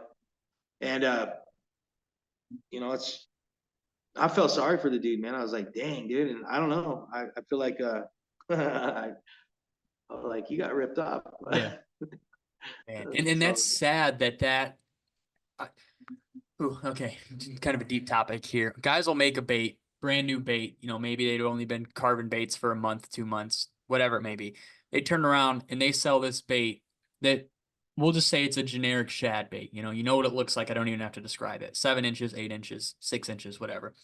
They turn around, they sell it, only caught a couple fish on it, and it's selling for $200, $225. And they've caught 7 fish on it, and their buddies caught two. And it's crazy because well, I want to people, ask you, man, yeah. why do you guys let those guys come in and do that? I don't know, man. It's crazy. It's crazy that people, you just talked about how hard it is for me or for you to make $500, working whatever it may be. It's crazy that guys see a bait that is quote unquote unproven, new to the market, and they just have something in their head that says, "I'm just gonna take a chance with this." I'm gonna do it, and they buy it, and it's a good bait, bad bait, indifference. It's just crazy that they're willing to pull that trigger on that bait with no outside reviews, outside knowledge, outside videos, whatever it may be. And they just take the builder's word for it. Who's to say that guy just didn't screw you out of $225 and you never hear from him ever again? I mean, it's a crazy, crazy market. And it's crazy because there's so many people in it, but yet more and more people keep popping up and more people just keep eating it up. And Yeah, it's but I it's not think a bad thing, but it's just I think crazy. that's ran. I think that's ran its course, really. I mean, I think I'm telling you, in the next couple months, you're gonna see that all those guys are gone. Right. You Yeah. know, like remember, man, when I started doing this, there was like 5 companies, Hmm. right? And like I told you, I started doing soft baits. Like I started finalizing all my soft baits after my last pre-order. I did a big order on glides. It's been almost 4 or 5 months since I've dropped baits. Right. You know Wow. what I mean? And it's, yeah, think about it, right? So, and it's because I've been fine tuning. So what I'm doing right now is I'm going into injection, like 3D baits like Oh, HUDs and stuff, yeah. right? And it's a whole new process to me. Like Mhm. every single thing is new and a learning curve. Mhm. You know what I mean? But I mean, dude, I have a 7-inch crappie I just finished. It's called the Ooh, Brush Pile Master. It's like yeah. I'm telling you right now, dude, I have made the baddest crappie that walks the earth right now or swims the That's earth. sweet. Yeah. And it's like, and out here, this is the thing these guys don't know. Like you go watch Milliken, he's all over that Hinkle, right? Mhm. He wishes so bad it looked like a crappie. Right. That's why he's having painted crappie now. Mhm. Like, go look at them; they're all crappies, Mhm. right? Yeah. And he's right because guess what? It hangs around brush. Oh, crappie by the And guess crap what the load. bass are doing? Bass are smoking the. You know how many like teeners are caught a year? Like Well, crappie guys are fishing. crappie fishing, and Oh the bass yeah, yeah. eats it. Those So guys in now, crappie tournaments catch 8, 9, 10 pound bass on 14-foot rods and 6 pound tests. Oh, it took Jerry 25 minutes to get this bass, and they take a picture and throw it back, and they just, it's not that it's common, but it's par for the course if you're crappie fishing in Texas, it seems like. yeah, and there's guys that dunk crappie to catch big bass and hang baits on them too. I Yeah, was here in Texas, guys do that. yeah. So that's the thing too. But no, so I promise you, I have that. So I have that bait right now, so I can swim it. It's in my tank. It's all done. I just haven't done the stencils for all the paint. Oh yeah. Um, and I promise you, I'll do a show like if you're cool about it, or if you're down with it. So I'm gonna drop in the next couple weeks a new shad bait, Yeah. soft bait, Mhm. and I'll get one to you, and maybe I don't know if Marshall's down or what, but I don't want to impose anything on him because I know he deals with people and stuff. So, Yeah. but anyways, at least with you, send you one so you can run it through the gauntlet, make sure it holds up, make sure it's consistent, doesn't roll, doesn't tear up easy, looks real and does the whole 9 yards, right? Not that you're a trophy, like Mhm. 20-pound fish catching fool, but you're a guy that can tell your friends, okay, everything you said is true. The Yeah. only thing left is catch fish. Mhm. Okay. So, and I've been fishing this thing. Me and my buddy Josh Neal, he's on Instagram, and some of my other buddies been fishing. Oh, dang, bait and skate. Oh yeah, yeah. Dylan, Yeah, Oklahoma Dylan. he came out and stayed with me for 3 days. That's so sweet. Yeah, so I wanted him to come out to show me a live scope, right? Yeah, And yeah. this, we've been talking for a long time and everything, and I kick him down baits. Um, so his buddy Sam, the guy that he's a wired up fool. Sam's a super good guy. They're buddies. He's got the best Vexus, and now he just got a new He's got Cayman. the icon now. Oh yeah, he's got Yeah, the icon. icon. Sorry, yeah.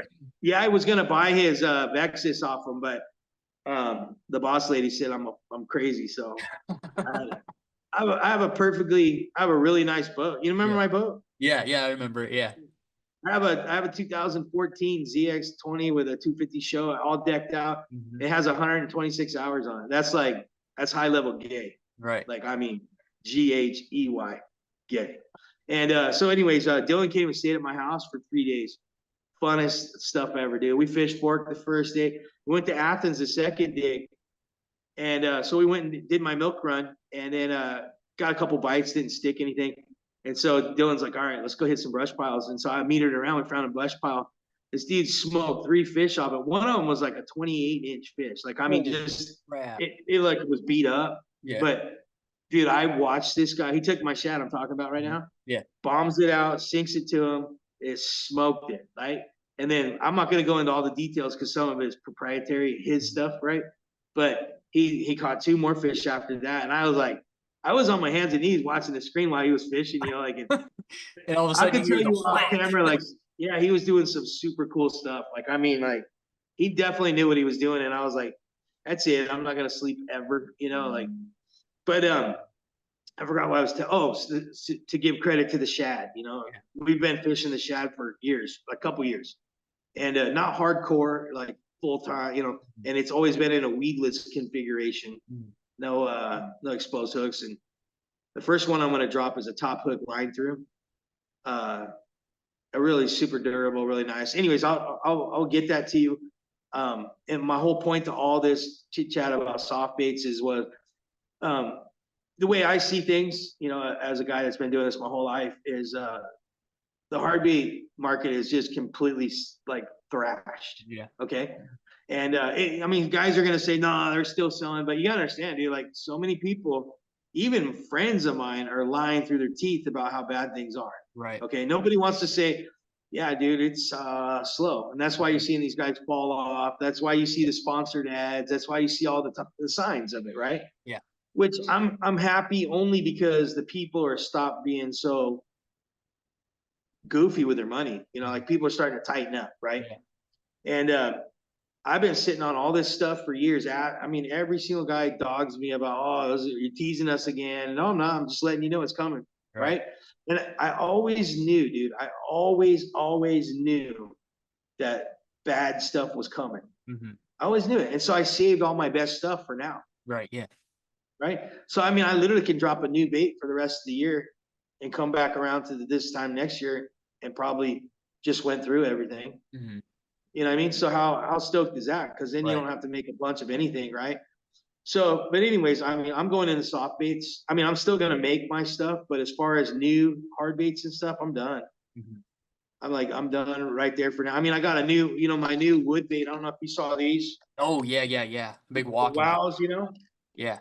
Dude, look at this. This is all Man, wood. that thing. Sam, that one that Sam had gotten and posted a picture of a Yeah, couple yeah, yeah, weeks yeah. ago. Oh my Yeah, gosh, that thing looks beautiful, man. yeah. I was stoked he got that too because he'll fish it. He's a gangster, right? Yeah, yeah. But at first when I dropped this, some of the blind guys that are asphyxiated were saying it was a punker. Like a nice punker, dude. I mean, like this doesn't look. I've seen guys knock off punkers. Right. Okay, Yeah. this is not a punker, dude. Mhm. This is a totally different bait, totally built different. I mean, and look at that. That's hand carved. Yeah. Look at that, Gosh. dude. Yeah, I got another 25 of them now. I just haven't had time to put the paint on them yet. Right. Yeah. Um, but and then I'm also gonna do like I'm probably gonna keep half of those for my wife's collection. Like, plus I loaded up myself too. Like I have like I gotta have stuff too. And then so as far as hard baits go, I'm pretty much set where I'm at right now. I don't feel like I have. I mean, I still want to make workhorses and Right. beasts and gizzards and stuff, but and I haven't even dumped this guy yet. The 9-inch trout. Mm. Um, can you believe this is Sharpies? That's all Sharpie. No, that's so crazy. Yeah, this is how we asked. Like before I knew how to like really manufacture, dude. Like we used to have to do these all by dot, like Yeah. by hand. So You for the know. people who are listening, Mickey was showing the dots on his trout pattern on the 9-inch. And it's all Sharpie, and you could never tell that. I mean, and it's crazy because guys will do trout dots and they're perfect dots. And it's like, go grab me a trout out of a river, out of a stopping, whatever it may be, and show me one that's got 1,000 perfect dots on it. It may only You're the have man, 2, dude. if You're the that. man. There is not a perfect circle on any of those trout. They're all blotches and splotches and just ovals, whatever else it may be. And out, man, your trout, your kokanee, like that's the kokanee in the lavender. I think it's the lavender trout. The lavender Yeah, trout on the kokanee trout. workhorse Kokanee. is a beautiful color. Here, hold on. I got one of those too. It's one of my favorite colors too. Yeah. Oh my gosh, it's so pretty. With the head, with the black head and everything. Yeah, so the back is a grayish blue, right? Yeah. So, nobody was making swim baits with a kokanee color. No one. Right. No one, no Nobody. one, no one. Nobody. Yeah. Yeah, and I started doing it way back when because the guys in Northern California, they stock kokanee. You know what a Yeah. kokanee is? It's Yeah. salmon. Yeah. Yeah. It's a landlocked salmon, right? And so nobody knew it, but like at Lake Powell, there was this one dude that stroked like 2 9-pounders at a tournament. His casts were 15 minutes a piece on a HUD. Wow. And so I got to talk to him at a show because he tore that tournament up, and Yeah. he ended up being next to me at a booth when I did a show at Anglers Marine, and we got to talking and everything. And he was like, dude, he was breaking it down. Like, I mean, That's awesome. yeah, he was gnarly. And then once I found out like, oh, big spots and big bass will eat kokanee, I was like, well, what's a kokanee look like? And you never go look at pictures because you want to know the guys that have seen them in the water. Because when Right. you look down in the water at them, they look totally different. Yeah. When you're holding one, right? Yeah. Yep. So, and now it's just like, did you know in soft baits, I was the first guy to do hitch. That took off Really? at the Delta. Yeah, nobody was doing it, dude. I mean, nobody was hand pouring baits. I mean, Osprey was, and they had the Golding hitch or the the light hitch, which is a really bitchin' color too. I think everybody has a version of that. But nobody did hitch that I do. It looks almost like a baby bass or something like that. Yeah. And so, and because there was nothing else out there, there was nothing going on. I mean, I literally, like, my baits were so far ahead of everybody else's as far as like function, and not that it caught more fish. I always tell, to stop on a dime so I don't sound like, pompous. Mike Shaw in MS Slammer. Yeah. Like, I mean, like, if you guys are like, if you're pinching money, go see Mike, man. Mike is like, the MS Slammer is one of the best top water and cranking baits there ever was, ever. You know what I mean? But I still make a bait I feel like it's better than his, just because he makes his, I make mine. But yeah, so there's plenty of really good options that aren't as expensive. But what was I saying that? Except for all I keep thinking of is like, nobody was doing this stuff. Like, it again, like, I was making this. This is 2004. Okay, that's so crazy. He's holding up the original yeah. Armageddon.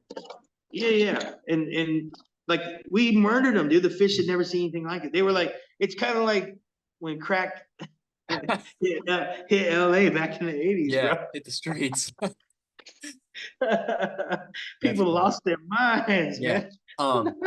Before we talk about the beast glide, you just held up the Armageddon, and we talked about that way earlier, and I put it in the back of my head because I wanted to bring it up to you. The door hinge style joints, that is something that is crazy to me. I look at them and I think that's just such a interesting design, because I know that it's not easy to do, and that's something that nobody really does. Well, so I'm going to stop you there. So I was the first guy to do it. Okay. I had figured. Yeah. There's a pre-existing bait, right? It's in a picture. Nobody knows if it was a production bait. It's one of the real old baits. I don't even know what it's made out of. I don't know what material it is or anything like that. And you got haters. When you say the first, you say I'm the best and stuff like that, it just makes all the Karens cringe, right? And so somebody found a picture of a bait that has this style of a joint on it, right? It's it looks like a dookie. It's a cylindrical dookie, right? With a metal tail that hinges in the back on a door hinge, right? Okay. The hinges are like this. The hinges are like this on the bait, okay? Yeah. Okay. But it wasn't urethane. It wasn't a production bait. Right. It wasn't carbon fiber pins. It wasn't a big 10-inch trout. It wasn't a Lexan tail. Yeah. It wasn't with a straight angled bill. Nobody was making straight angled bills. Like, I mean, this bill only makes this thing wake. Nobody was doing this stuff, right? And look, I'm not tooting my horn. I was for a bite. I was on a bite. Yeah. We started this bait with no bill in it, like, just letting it just barely swim it like this on the surface. And then I put a bill in it and just kept changing angles until I got it, like, and all of a sudden it goes, and I was like, oh, we're there.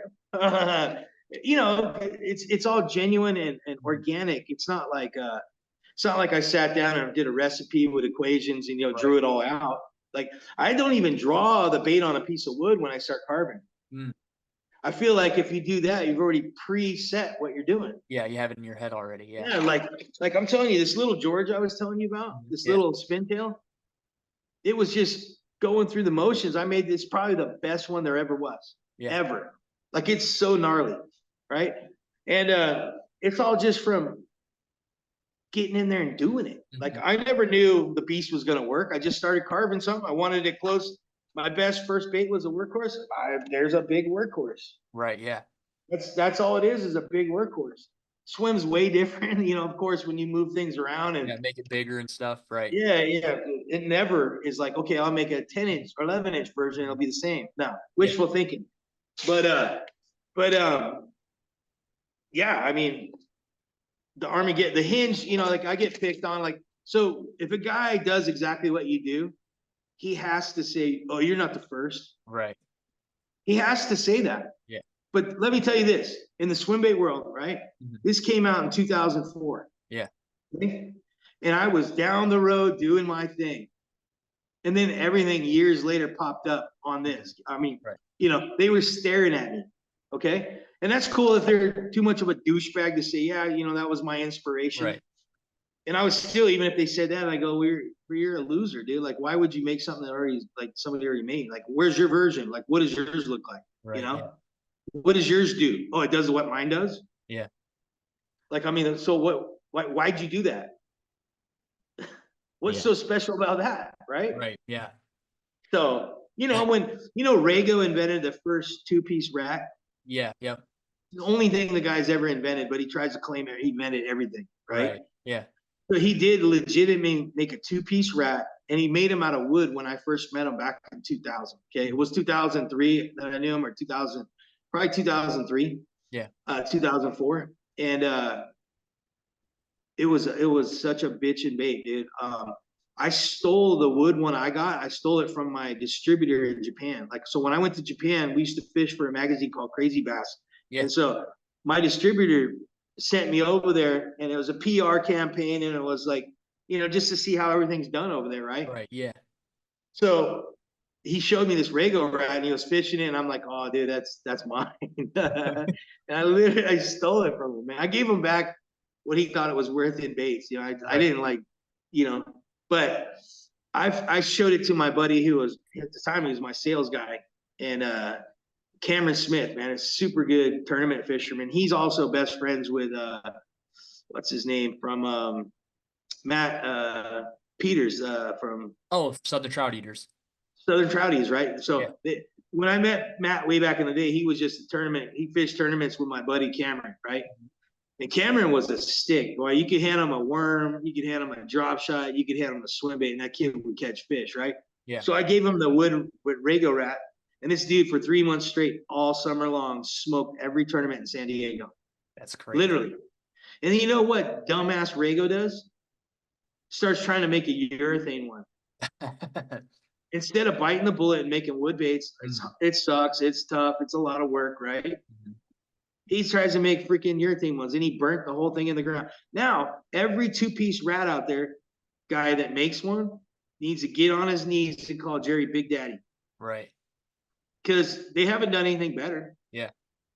And then, I don't know if you know about what came next, the Nizuma rat Yeah. Well, from I Triple know. Trout. Yeah. From Triple Trout, yeah. So my distributor and Rago had a little beef, and so my distributor whipped up that rat and gave it to Triple Trout to make for him. Mm. That's where it came from. So did the Triple Trout. The Triple Trout came from Japan, from that same guy, Greg Vela. Huh. And then, and I'm not trying to throw a shade on what's his name. I forgot his name. The guy that owns it. He used to walk around with a pink lunchbox. I think he was doing it to be funny. He was a punk rock dude back in the day, a punker. So was Greg, my distributor guy. But anyways, the guy that from Triple Trout. I don't know. I mean, I don't know him that well or not. Like he seems like a decent guy. I mean, I don't know nothing about him other than our our mutual acquaintance. But so he made the Nizuma rat, and the Nizuma rat punked Rago's version of the rat. So I thought that was kind of funny. Like Rago couldn't get a rat to work good, and he got punked by his enemy over it, and then it's never been good after that. So all these guys making rats, and I swore to never do it. I still haven't made a rat. I've made rats. Yeah. Right. I have rats, but I don't sell them.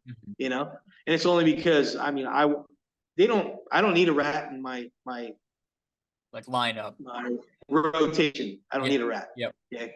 I'd rather have a topwater bait fish. There's not, but kudos to anybody that wants one or has one or whatever. But again, so we're so far down the road of like copying, okay? Because there's not one single original idea anymore, Right? At all. There hasn't even been a new concept since the HUD and the Depths 250. This whole industry is stifled, right? And the funny thing is Butch exposed both of those baits. Right. Yeah. You know what I mean? Single-handedly. And I've even seen some of his podcasts and stuff where he's pissed that guys are like, all these guys are stroking fish on what he showed them, Right. He's like, there's a little animosity there. Like, you wouldn't be doing that if I didn't tell you, Yeah. And I don't know if they give credit, or I don't, so, have you ever heard of Alan Cole? Yeah. Yeah. AC plugs. Yeah. Okay. So like barely, right? You had to think about it, right? Yeah. Well, yeah. You Yeah. know who Sean Donovan Give me a is? second. Sean who? You know who Sean Donovan is? sounds familiar, but no, not off the top of my head. He started what's the company that what is Rago's Butch's thumper tail, what's that bait called? Optimum. Optimum, yeah. So John Donovan started Optimum Bait Company, which AAA Worms bought off of. They bought Optimum off Sean. Mm-hmm. So all those baits. Now Sean didn't sell it, but made that bait that Butch has, that thumper tail. At Boom Boom or Sean whatever. Donovan made that bait, Okay. and Butch knocked it off. Butch knocks off everybody's baits. You've seen it. He'll take a mat lures and then put a HUD tail on it, like because nobody will make his baits for him. So he'll go do his own thing. It's cool. I mean, there's nothing wrong with that. I remember when I heard about it, he gave one to this guy I knew named Mike Gash. And I said, what's that? And I knew whose bait it was. He said, it's a Butch Brown bait. And I go, no, it's not. That's that bait Sean had at the Fred Hall show. Yeah. He's like, no, Butch made it and gave me.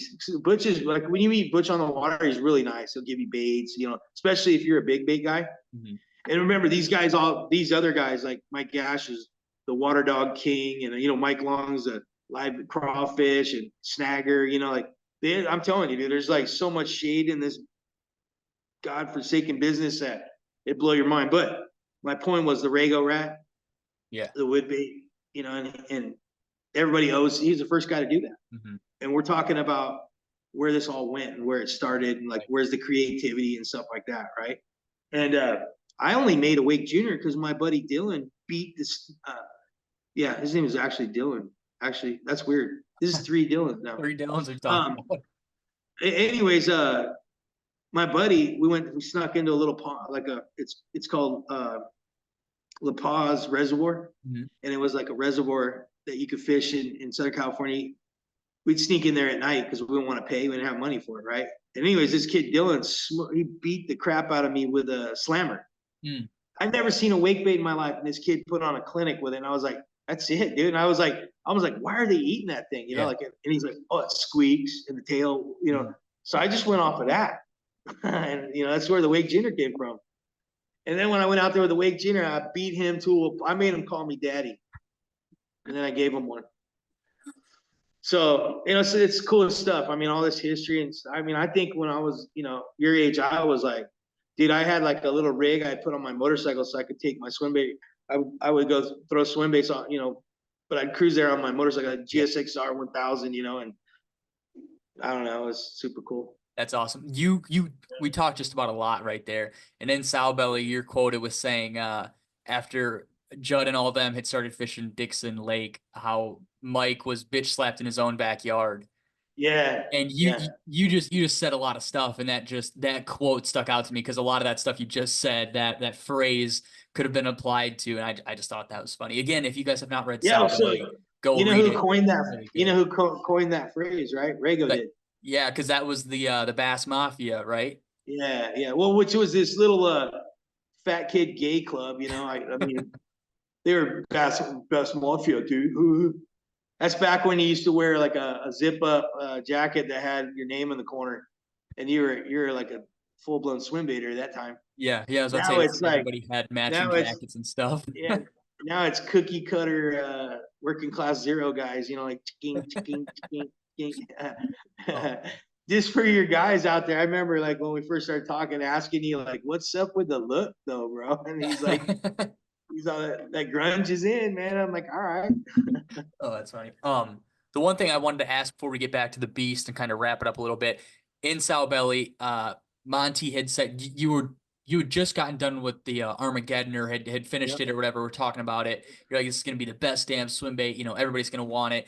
And at the time, that's when Mike Long was the king of California, king of the bass fishing scene. Everybody knew him on Outdoor Channel, whatever else it may be. Everybody knew Mike. Everybody knew he was catching big fish. And Monty asked you, "Are you gonna give the Armageddon to Mike?" And you said, "No, he doesn't deserve it." You said something along those lines of like, "No, he's whatever it was." What was there a certain reason? Well, Mike was always a little weirdo, right? So anytime I made a bait, he was asking me for like a 6-inch version, and it used to piss me off, because I knew he was a fraud. All along, I knew he was a fraud. And I actually and utterly disassociated myself with him back in probably like 2008. Whenever he started posting up all these big fish on bull shads, I knew he was a liar. Okay. Cause I mean, I know the area, I know the fish and all that. And I said, bro, you're not. And Butch was calling him out. Butch was like, Butch literally would like, I mean, you wouldn't believe all this. Butch is like busted so many guys for being dirty, Yeah. including Rago. He busted Rago hanging baits. Like, I mean, I saved the pictures off of Swimbait Nation, you know. But and you wouldn't believe it. I mean, all these guys that talk crap about me and they're shady as a $3 bill, bro. But that being said, Butch caught, and I thought this was so crazy because every time Mike took a picture, he had his hand a certain way, and you could see the remote for the camera right here in his hand. So this guy was staging all this stuff, right? And so Mike calls me up and he's like, "Man, you don't call me anymore, bro." And I'm like, "I'm busy, man." He's like, "Nah, something's up." And he's all, you know, if you're a friend, you'll just tell it like it is. And I go, excellent. I go, here's how it is, Mike. I go, you're a piece of crap, you're a liar, and you're a fraud. And if you want to prove otherwise, post the video. Post. And he's like, how dare you question me? Then I knew. He's like, I knew it. I go, you're done, dude. You're done. And thank God for Butch, because Butch looked like a crazy person. He kept calling Mike out for a fraud, right? Yeah. So Butch is the kind of guy, like I know because Butch said it himself online. He was sitting there binocularing Mike Long and Mike Ash when they came down to fish at the lower lagoon. Yeah. So he just peels out of there, splits, so he don't show him anything, and then goes on the background, stands on the shorelines with binoculars and watches these guys bedfish. And it infuriated him, you know, because they're all those big fish Butch was catching that he don't want nobody else to catch. Right. Or on beds, right? And he's like, if they catch his big fish he's been looking for, he's gonna die. Like literally, that guy's that's his you gotta understand, like some people only have an identity, right? Like this is the identity. I catch big fish, okay? As far as our view, I don't like Butch and I don't dislike Butch. I don't know him. I don't know. I've had my encounters with him, and you know, I'd fix it really easy if I went my way. I mean, like, but I think I don't know if he's right. I'm not calling on his character. All I'm saying is like, for somebody that is always watching, like, I mean, how do you search a picture so much that you see the background? Yeah. Like you saw that thing in his hand. I thought to myself, dude, this guy's been, dude, Mike Long's been rent free in that guy's head for so long. Yeah. He's dying, right? I'm telling you, dude. So anyways, I knew Mike was a fraud. I hated it. Like it, and I knew that was back in 2004 when that interview was, right? Yeah. And I knew back then I didn't like him. I knew he was a fraud. I knew there was something wasn't right. And you know what else? I outfished him. Every time we fished, I freaking pumped him. And granted, it was my lake. Right. Yeah. Right. It was on my lake. But you know, where I fished on Lake Michigan. But I mean, he did show. I never knew what braided line was until I fished with him. Like, we're fishing at night and I keep hearing this all this noise. And I'm like, what's wrong with your stuff, dude? And he's like, what do you mean? And I'm like, what's that noise? And it's braid. And I go, what do you mean braid? And he shows it to me. And I'm like, so I cast it a couple times. All right. So I buy some, and my first bite, I was done. I was like, it's so bitching. Like when you get bit, it's like crack, you know? Yeah. It was bitching. So, but anyways, there's a certain, remember, man, like when I told you, when people are fishing, I don't know, how big is that tyrant? 10-inch. Okay. When you get a drone shot of a topwater bite, right? Yeah. That to me is fishing, right? Because I mean, he set that up. Was that a bed fish, or you know, he set it up. And I don't know why we got to see the tooling lines every freaking time the dude's out there, right? Yeah. You know, I'm not trying to I'm just trying to say I've been doing this my whole life, full time. I don't get to go. You know, all these guys have jobs, right? Mm-hmm. And then they fall back on the cush swim bait deal, right? It's like, that's kind of cheesy to me doing what I do, right? Yeah. Like I went all in. I went for broke. If I was, you know, I didn't take a chance, and like I quit my job. I was like, I'm out of here. I'm making swim baits, and I devoted my life to it, and it's served me well. I mean, I've done extremely well, right? Probably one of the most successful swim bait guys there is. You know what I mean? Mm-hmm. And I don't know if it's the longevity. My wife's an accountant, so I have she manages money like you wouldn't believe, you know? Right. And keeps me in line, you know, so I don't, you know, but I mean, I just look around at all this stuff and I'm like, man, there's just a lot of shady stuff going on. And then you got like your hype trains, you know, you're like this guy. And like, when you see guys popping up staunchly, you know, this company, that company, that sketches me out, man. I'm like, nah, dude, like we're fishing swim baits, man. This Right. isn't a cult. This isn't a, and even my customers that are like that, right? I'm like, I don't have the answer for everything. Mhm. You know what I mean? I don't like, you know, I told you go buy a slammer. I tell you go buy a HUD. I'm not familiar with, like, I don't know, you know, your throwback guy. I don't know that guy. I've never Right. talked to him. I don't, um, it didn't take me long to see baits exactly like his. Mhm. You know what I mean? And, you know, on and on and on. But, you know, I mean, I sit here and I watch the industry, right? I mean, I don't like bird dog it, but I see it like, so if I hit search on my phone and swim baits, Mhm. I don't see freaking anything I need to buy. Right. Yeah. I don't see anything going, dude, you know, Mhm. not one thing, not one thing. Yeah. So, and that's, I mean,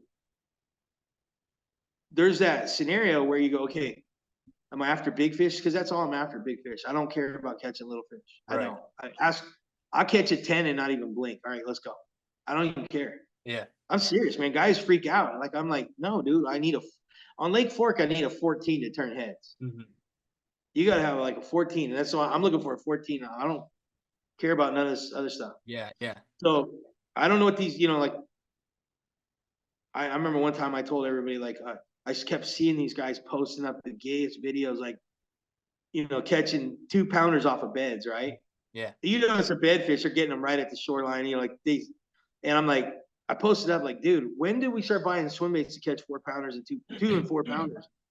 Dude, they tried to cancel me so fast. I got, oh, you're fish shaming. Oh, no, no, no. I've been here a long time, way I before. remember. I've been here when your mommy was giving you lunch money, little buddy. Yeah. Okay. I was doing this before it was cool. Okay. Mhm. Before you had your little outfit, you know, your little, I look like this. Yeah. You know what I mean? You know, play with your Star Wars stuff and, you know, all that. I was here just grinding swim baits, you know, Right. crushing.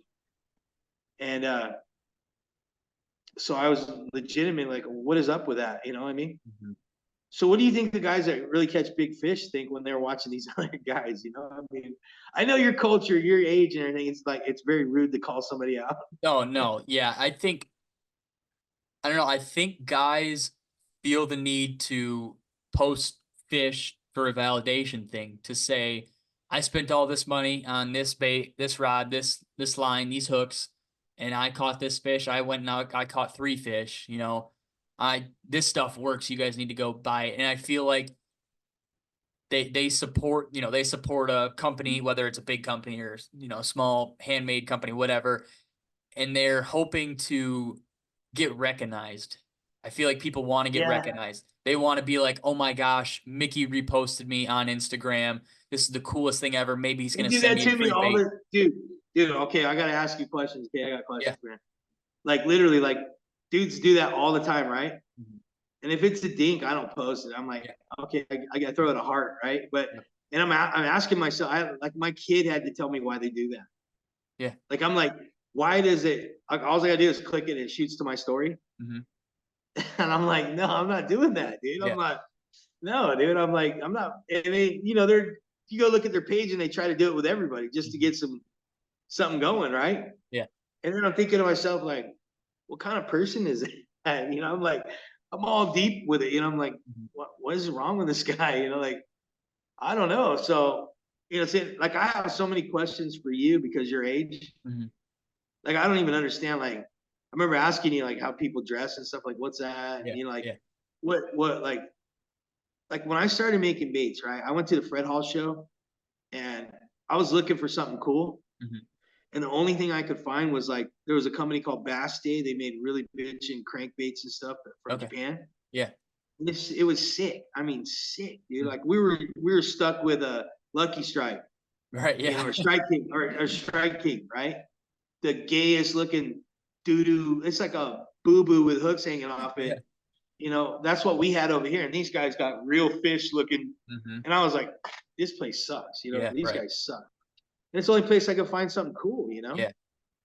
And then I was like, man. And then, you know, I have a swim bait story where I went and bought a swim bait.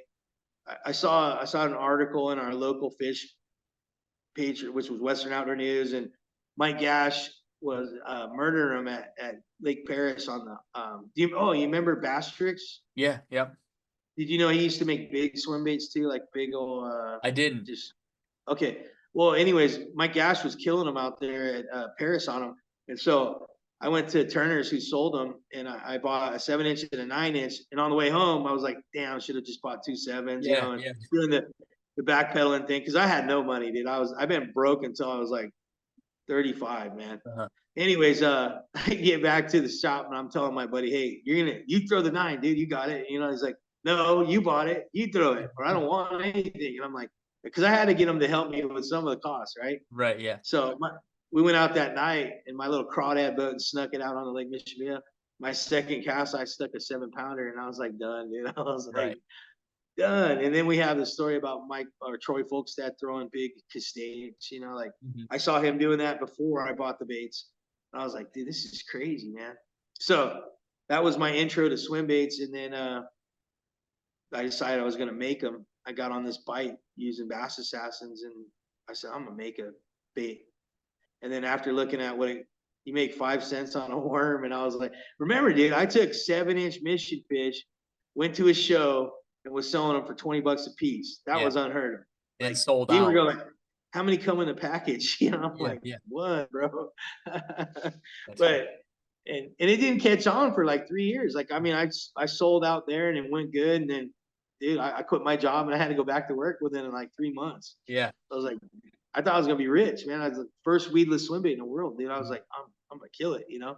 Yeah. And you know, God's just kind of cool about how He makes us earn. Like the money I've earned is the best money in the world. It's a slow build. You just build it slow. Yep. And it took a lot of effort. You don't squander it. You don't blow it. You don't. You're very careful with it. You're very wise about it. It's just I'm glad He did everything the way He did it. Yeah. God, that is like how everything's structured for me and how it's laid out, and then giving me such a good wife that's very very smart. Just I have the best wife in the world, dude. Honestly, I mean, I would take a bullet for her right now. Like, I mean, I will die for her. She's that good and that cool. Love her to death, man. Miss Rena, I love you, girl. She don't like me though. I asked her if she would marry me. She said, no, I would never remarry you. One and done. That's it. Yeah, one and done. Oh man. Yeah, so man. the I guess do you want to talk about the Beast Glide and then whatever questions you have for me, we can ask those at the end to wrap it up? Yeah. So what do you want to know about the Beast?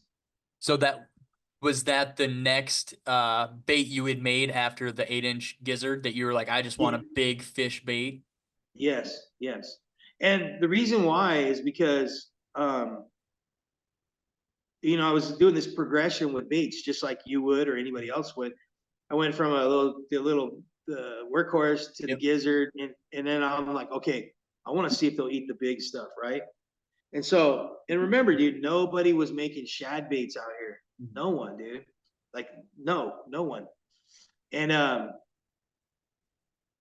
dude, nobody even was talking about swim baits when I moved out here. Right.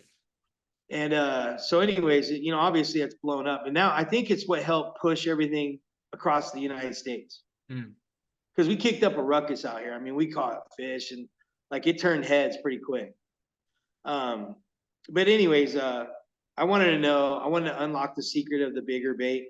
And I fish, I got 12-inch baits I don't sell. I have a fluke, right? Like I use it for big stripers. I have a 14-inch fluke. Whoa. I don't sell it. You know, do you know owner makes a 14-aught beast hook? Is that what fits your 14-inch fluke? Yeah, I have it. I have one if you want to see. If you want to see a 14. Yeah, go grab that thing. 14-inch fluke. Holy crap. 14-aught beast hook. That's crazy. So for you guys listening, Mickey just went up to go grab that thing. You guys should be watching. It'll be on YouTube, so you guys can watch this and kind of follow along when we grab stuff throughout the show. 14 inches. That's okay. Crazy. So here's a gizzard glide. Crap. Look at that. Yeah. Oh my gosh. Yeah. So I make this wicked fluke, right? And this hook, I weight it somewhere unweighted, and it has a popper mouth on it, right? So it goes pow and it zip, pow, pow, zip, and it's super fast. the ocean stripers that come in. Like I have a buddy I used to fish with in Connecticut, Uh-huh. and those fish, they love that stuff. They Yeah. like fast moving, and just a concept, put it together. It's kind of easy to do, Hmm. and boom. And so I talked to owner, and owner's like, "Yeah, we. Are you serious?" And I said, "Yeah." And I was like, "I'll send you some." Okay, all right. Look at the wire. Look at how thick the wire is on that thing. I mean, that thing looks like a gator hook. That thing's It is. holy crap. It's pretty bitching. It's crazy. So yeah, so and you know what's cool too is I was the first guy buying hooks off of owner for American Baits, right? Yeah. And so they've always stoked me out. Like I mean always. Like if I call, like there was a period right after COVID where it was hard to get hooks, Mhm. right? Yeah. And so I would call and then like they would go, "You need hooks?" And I go, "I need hooks, dude." You know? And so they would make it happen. That's sweet. That's so Yeah, and awesome. instead of going like, "Oh, like because everybody needed hooks too, Mhm. Yeah. Everybody manufactures with owners now. Yeah. Number one hook, man. Nobody Mhm. uses Gamakatsu except for Butch Brown, and he's just got to do that to be weird. Right. I'm just kidding, but I don't. I hate Gamakatsu. I don't like they flex too much, and Mhm. so we could fix Butch Brown's problem with his HUDs coming unpinned. Let me know if you're ever ready to get that story because I'm the master with hook sets. Uh-huh. I invented the first weedless swim bait. And you got to imagine how hard it was to figure out to set the hook when we didn't Oh have swim bait rods. I did not know what fluorocarbon was. I don't even know if it existed. And I didn't even know what braid was. So to get a hook set on mono, used to have to run backwards to set the Was that with hook. like the drop back salmon rods? Yeah, so that's 966 BBR. Yeah. Yeah, that was the popular rod for swim bait guys. I think Butch used to use them too. I heard him say it a couple times when he was talking about stuff. And his good old 966. Oh my gosh. yeah, it's That's called a crazy. it's called a back bounce. It's a salmon rod for back bounce. I don't even know what back bouncing is, but I think it's some sort of spooning rod. Yeah, yeah, exactly. But well, I have a line of rods behind me, man, and those were all made by Phoenix. And And those are some I meat sticks. Some yeah, absolute meat sticks. I had to spend 40 grand to get these. So, but my point is that I have like 6 of everything, 7 of Yeah, everything. yeah. So I don't have to deal with custom rod. I had such a nightmare with custom rod builders. It's like back in when I was getting custom rods made, and they were prima donnas. They would work half a day. They were like, Yeah. oh, like okay. It was kind of cute to be a year behind, and they only work 4 hours. Mhm. So I got so tore up with that. I just go, okay. And Phoenix made all the rods the way I wanted them, and Yeah, boom, I'm stoked. I've sold them. That's all I have left sitting behind me. that's awesome. So yeah. So, but yeah, we went a big circle there. You're good. So, uh, we were talking about the beast fishing big stuff, and Yeah. you were messing around with that fluke, and you just decided that you wanted a big Yes. gizzard head Yeah. profile. So So, I can't build a bait unless I have a bite for it. Like if the hot thing is hover shot, right? yeah, yep, I'm not gonna build a hover shot bait until I know what hover shot is and I have a bite for it. yeah. Well, I do. I have a bite for it. And funny is I catch big crappie doing the same thing, Oh, right? dude, I believe it. The little bait you'd been posting, I was like, that thing over brush piles bouncing it like a jig, or I don't never fished with forward facing sonar enough to know what the mid stroll or hover, whatever the hell it is. But I was like, yeah, you get that thing in a school of suspended crappie, dude. Yeah. I will say, I bet you that bait, you could probably send it up to somebody who's ice fishing. I bet you they would hammer like trout and crappie and walleye and lake trout with that thing through the ice. Hold Oh, there's a famous guy right here that tunes hot rods. They just Oh, fired up. Yeah, he does. He's got a tune. He's got a dyno and everything. So wow. you'll hear the Hellcats. He does 1,500 horsepower Hellcats, TRXs. Hold on. No, but he just fired up a car, and like I was wondering if anybody's gonna pull up. If my truck's in front of the store, lights Yeah. are on, people will just pull in here. But I have the gate So shut, so. that's so But cool. anyways, I forgot. I'm sorry. So yeah, No. I mean, I thought there was a bite, right? Mhm. We were talking about hover shot, but Yeah, yeah. I knew if I could get I just want to see if they would eat it, you know? Mhm. And I had seen some people had success with the mothers. Yep. You know, I'd seen some success like that. And the 250 did really good, you know. Mhm. And you know, I mean, I'm 8-inch bait. I don't know, what is it, 10-inch bait? Is the 250? 9.5, 10, something like that. Okay. Yeah. So I mean, I just wanted a big bait. And I knew these fish here with gizzards are huge. So Yeah. it was worth a crack, right? Mhm. And what I didn't know is the retrieve was going to Right. be so slow, you know. Yeah. And then so when you're a bait maker, like all things are possible, right? Mhm. Like you don't ever sit there and go, I wish, right? Mhm. You can literally go and let's go do it, you know, let's Yeah. go make it, right? Yep. So I kept on getting in these scenarios where uh the fish, the first fish I caught on the beast, boom, I net him, I put him on the deck of the boat, and he doesn't move. Mhm. And I was like going, man, that fish is so cold, you know, like they're Yeah. not even leaves his mouth open, doesn't do anything, Yep. right? And I'm like, holy smoke. So I was like, oh, it's cold water. So we finished up that day with like 3 fish. I caught all 3 with Josh, Mhm. and it was on the beast, and he was tripping hard. He's like Yeah. literally going, no way, dude. And so I thought to myself, I need to figure out how to get these things to suspend, right? Mhm. And that's only seasonal because as soon as the water gets warm, the baits sink. Yeah. Yeah. The colder it is, they float. Yep. If you go Yep. listen to Milliken with his great breakdown on glide baits, he says the absolute opposite. Right. And he's saying no bait does one thing, and he's like, shut up, dude. Like, shut up. Like, there's baits that do everything. Right. You know, your opinion is nay, right? Mhm. I mean, like, anyways, I remember watching his. I got halfway through, and I'm like, I can't do this, man. I just can't listen to this. But anyways, I thought, okay, so I need to get a bait to suspend, Mhm. right? Just you got to do it. If you're the man, you do it, right? Yeah. Yep. And so you see guys that put them in tanks and all this and that. That's a controlled environment. No paint. Well, now some of the guys paint them and then show it. Well, Then they put a your couple things happen. fluorocarbon on it, and Yep. that changes the bait. So you weight the bait differently with a fluorocarbon. Like Mhm. for suspending, you have to Yep. move weight a little bit just because that line drags the nose now and Yep. it starts doing different stuff. You can't know this until you gotta. I have a pool. Thank God I had a pool, right? Yeah. And so, dude, I learned so much stuff with that pool. I mean, you would not believe, you count to 10 and how 30-pound fluorocarbon sinks. You know, Mhm. this is like a 10-ounce bait, right? Right. Yeah. If you backlash on what is it, Sunline shooter? I Oh, use yeah. Yeah. Yeah. their big rolls of 30-pound fluoro. Yep. I can backlash on a thing, it doesn't snap a bait off. Mhm. Like it's so strong and so tough, right? Right. But um, so I figured out a way to suspend them. And then it was over, dude. I mean, we killed them, man. And my buddies, they need a bite more than they need a big fish. Mhm. So nobody sits there and chucks the big baits. I mean, Right. nobody here. I mean, guys I fish, even Josh, who's like a hardcore swim bait fisherman, he, he get 10 casts without a bite. He's like, I'm gonna throw the gizzard.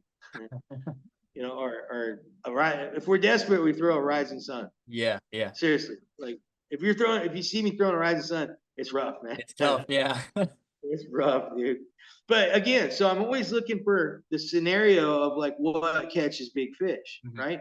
And so these guys watching all these guys and watching Milliken or watching Butch or watching these guys, those scenarios fall short from where they fish. Yeah. Anything past where they fish. And not only that, there's so much information they're not telling you. You know Mhm. what I mean? They're not telling you their hand speed. They're not telling you gotta like, I think, I play guitar and Yeah. I like heavy metal.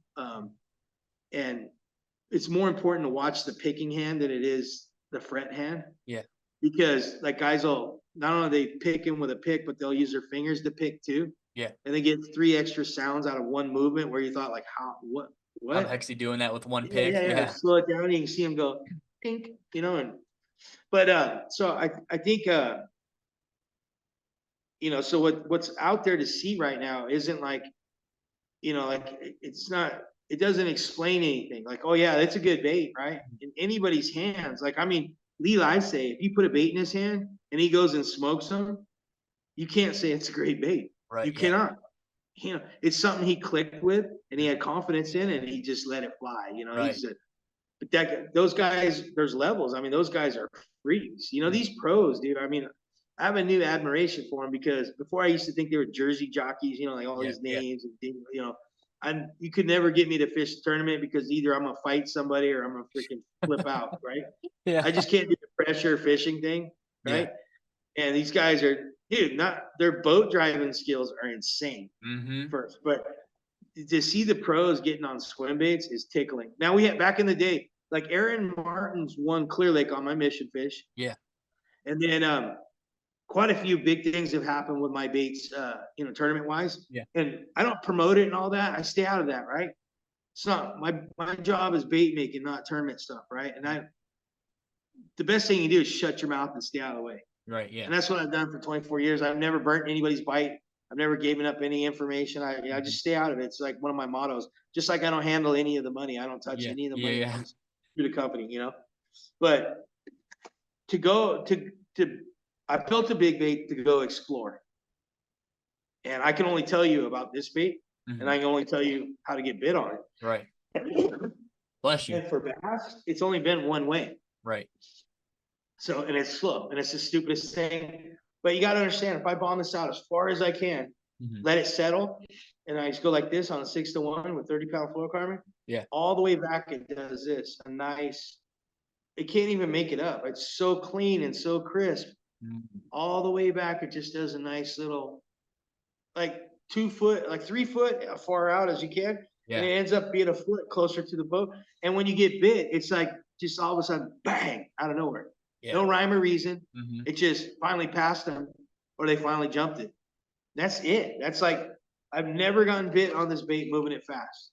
Wow, that's Never. crazy. Yeah. And I'd heard that about the mothers too, and I didn't even know that. That's the only way we were getting bit on the Gizzard Glide. And basically Josh figured it out. My buddy Josh figured it out because that's how he fishes the rising sun. Mm. So he picked it up fishing like a rising sun, just went real slow and started slaughtering them. Just, I mean, beating them up. Mhm. And then, so when I started fishing the beast, I picked up right there. I go, okay. He's like, slow, dude. And I'm like, slow? He's like, yeah. California slow? Slow. Okay. And boom. And then, you know, making them suspend. And then Yeah. I made a couple saltwater versions that sink fast that you can go real fast with. And I mean, everything in between, you know, just the different way you weight it is the only difference, you know, just set it up different. Man, that's awesome. But I'm gonna tell you something, man. The hardest bait I've ever made is a glide bait. Yeah, You I could know, believe that. That's what I mean. There's so much that goes into it with the weighting and the design, you know, the water aerodynamics, water dynamics, whatever it's called, making sure that it's it's called hydrodynamics. It's hydrodynamics. hydrodynamics. There we go. That's the word.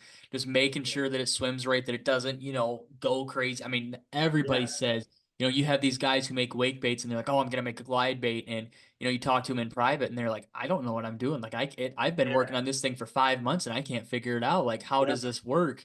And it's crazy to hear that. I mean, it's a testament to when guys make a good one, like how much they busted their ass to get there. I think when you make a bait to go fish, I think it pushes you 10 times harder than just making a bait. Like Yeah.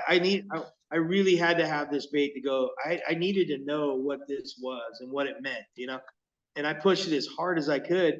And then once I got it close, I tested it and I was like, I could do better, right? Mhm. I saw some stuff I didn't like, and then I have to go. Then I have to ask other people. Like I have a real good friend named Chris Hoover, who is a lure jerk online, Yeah. and I had Chris fishes Athens, and I said, "Hey, bro, come fish with me." So he brought a Hinkle, right? Mhm. And we're fishing up in this creek arm, and he's what do you call it when you Like chopping it, like fishing it fast. chopping it? Yeah, he was chopping it, and I was looking at him, and I was like, I was getting irritated. I was like, actually getting pissed. I'm like, "What are you doing?" You know? And he's like, "That's how I fish." And I go, "You get bit like that?" And he's like, "Yeah, they smoke it." And I'm like, "Get out of here." And he said, "Yeah, no, that's how they do it." And I go, "How'd you figure that out?" And he's like, "I don't know. I just started doing it and they bit it." And I was like, "Whoa." And I go, "Well, that's not how you fish my base. You know, like please, like you're gonna kill me if you do that." And so his next cast, he sticks a 7, chopping it. And I'm like sitting there going, "What is going Yeah. on?" You know, and I literally like, so, but that's like, and I start asking, I need people around me to ask questions Mhm. like, okay, why is it getting bit? What are you doing? Why are you getting bit on it? What's going on? You know, different things. And I don't really have that network anymore. You know, like California, everybody was like, a lot of guys were fishing. And so you could easily ask other guys, like, hey, you know, so now that was my guy that I went to for like, okay, what's happening? Like, Yeah. what are you doing? You know? Yeah. And it didn't produce big fish, right? It Oh, didn't, like, I mean, 100%. I don't know. I'm like, are people listening out there, are they allowed to comment when they watch your stuff? Yeah, yeah, they'll be able to like go on the Instagram post, and So ask them like, once you explain your thing, I'll explain my theory in the fast stuff. okay, okay, yeah. Sorry, I forgot all about that. No, no, So, you're okay. anyways, real quick, and I want to get to that because I forgot all about it. I'm Yeah, very excited about that. So you have to, like, as a trophy hunter like myself, okay, you have to look at uh, what produces big fish, hmm okay, and you got to stick to that. You can't go with what you like. You have to go with what gets big, right? yeah, And big and hmm good. And that boils down to timing. That boils down to season. That boils down to uh, timing, season, the bait itself. I mean, there's a yeah. lot of scenarios that, and so basically you're asking yourself at the end of the day, what produces big fish? I mean, do you personally see chopping or going fast producing tens? No, not at all. Okay. Okay. So now, if you would be so kind, because this is my favorite Yep. part, where I get to ask questions, and Yeah. I legitimately don't know these hmm answers. So I will say, I'll go with my experience and then what I see online. So my experience up here is you can get a bite on a slow glide bait. Up here being Michigan, for people who aren't familiar, you can get a bite on a slow glide, but you're gonna work for it. I had a hinkle trout for a couple years, and I caught probably 5, 6 fish on it. You know, really respectable fish, 20, 21-inch fish, really, really nice fish, good caliber fish. But it was always open water stuff, you know, over maybe a random underwater hump island, whatever you want to call it, or some kind of like oddity that was out on open water. I wasn't pulling fish out on docks or something with a big glide bait, big slow glide. Whereas like the small, fast, twitchy glide stuff, you can fish that around docks. It'll pull fish out of docks. It'll pull fish out of rock, you know, lay downs, whatever else it may be. And that's like a numbers bait. Like if I see a guy in a tournament fishing a glide bait, I would guess that they're fishing a quick glide. And I feel like that's getting a reaction bite where the fish sees it, comes up and slaps at it. Where in my opinion, if a big fish sees a bait, rip past it, and it's, you know, it's not very big, it's like a minnow presentation or whatever it may be, I feel like that fish is going to see that bait and not think it's worth exerting its energy to go get. Whereas if it sees a big, slow trout go right past and they're like, oh man, I only have to kick my tail twice to go eat that thing, and it's massive, I'm going to stock up and I'm not going to eat for the next 2 days. I feel like that's the big thing. You know, it guys do catch big fish on a choppy bait, but you know, it's not nearly Well, I as mean, well. I mean, you have an example, like, I mean, like, like, I mean, does it do it multiple times, or is it a one-off deal, or like, I mean, As far because as like a I big can fish make a eating. bait that chops like nobody's chopped, Right. like, I mean, I can make a bait that looks like, crack hit in LA in the Yeah, 80s. yeah, yeah, I mean, but I never saw that it was a bite for it. Like, I never, that's a good question for your people that are yeah. watching and stuff. Like, and again, like, I mean, you need the truth. Like, are you catching tens? No, Right? no, no. In your Uh, area, what's a 10 in your area? How big's that I would fish? say like a 6, 7, 8 is a Okay. very, very big fish. Okay. So seven in your area, right? Are they catching sevens doing it? Like, Yeah. so if everybody's, so why do it? Just to Mhm. catch a fish? Right. Yeah, yeah, and Okay. that's like that was gonna be the prospect of why I think other people do it is Okay. because like you know how I mentioned earlier, oh, I caught 3 fish today. You know, I'm Billy Badass. Yeah. I think if they can fish this bait and they know it catches a lot of fish, they've got a really good opportunity to make, you know, a lot of quote unquote content for Instagram. They can have 5 pictures to post up today after fish or after That's fishing. crazy. That's so That's crazy, that's dude. just Every that's time just what I think guys. I like when I hear that equation, dude, I'm literally going, damn, how sad is that? Like, I Yeah. mean, like gosh, man, I don't, so I sometimes I think, why do I post, right? It's to Mhm, make money, dude. It's like mhm. I'm promoting myself, Yeah. my business, right? Yep. Do you know my fishing? You never see me talking about fishing. Right. Yeah. I don't talk fishing with like out to the public. It's not my job. My job is making baits, right? Yeah. But you cannot build world-class baits unless you can fish. Right. That's it. You're not going to see like, I mean, even Ken would stick them back in the day. Yeah. Huddleston, those guys. I mean, Rago can fish. I can fish.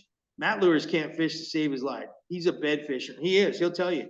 He's a straight up bed fisherman or live bait, cat fisherman. Yeah.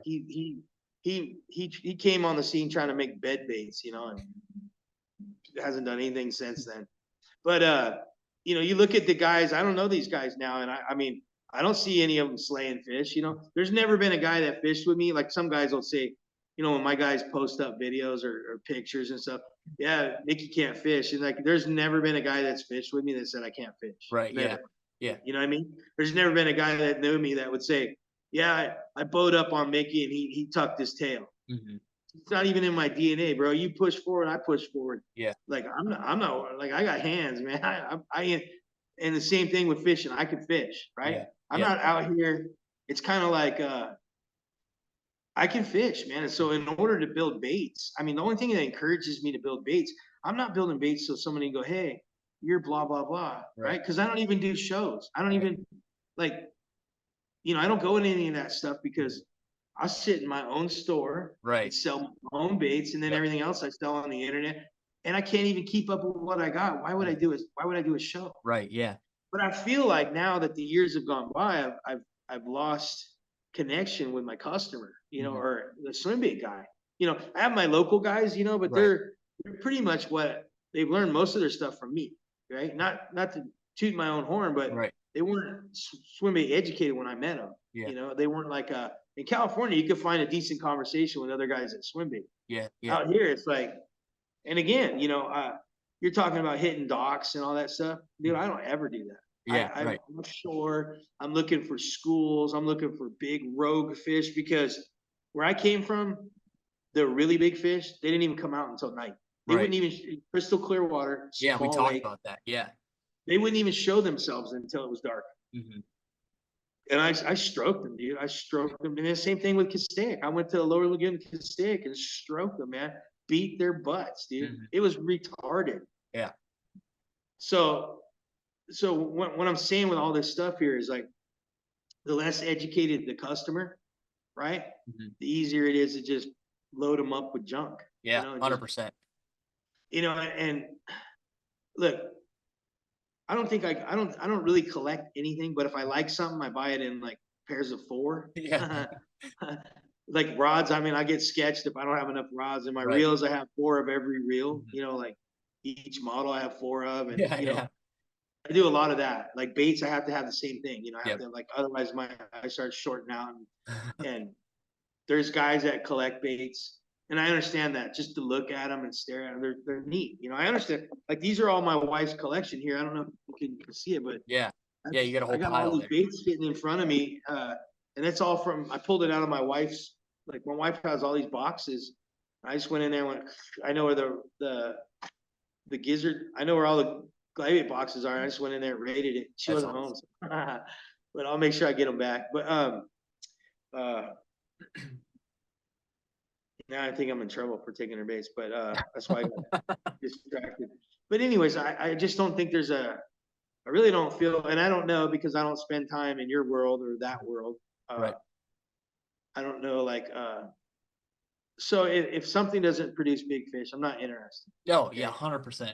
And that's like, go ahead, sorry. You and I had talked about that a couple days ago, where it's changed so much. Back then, guys wanted to catch big fish. When that big bass craze was going on in the early 2000s, the mid 2000s in California, guys were going out and bed fishing, whatnot. They were targeting big fish.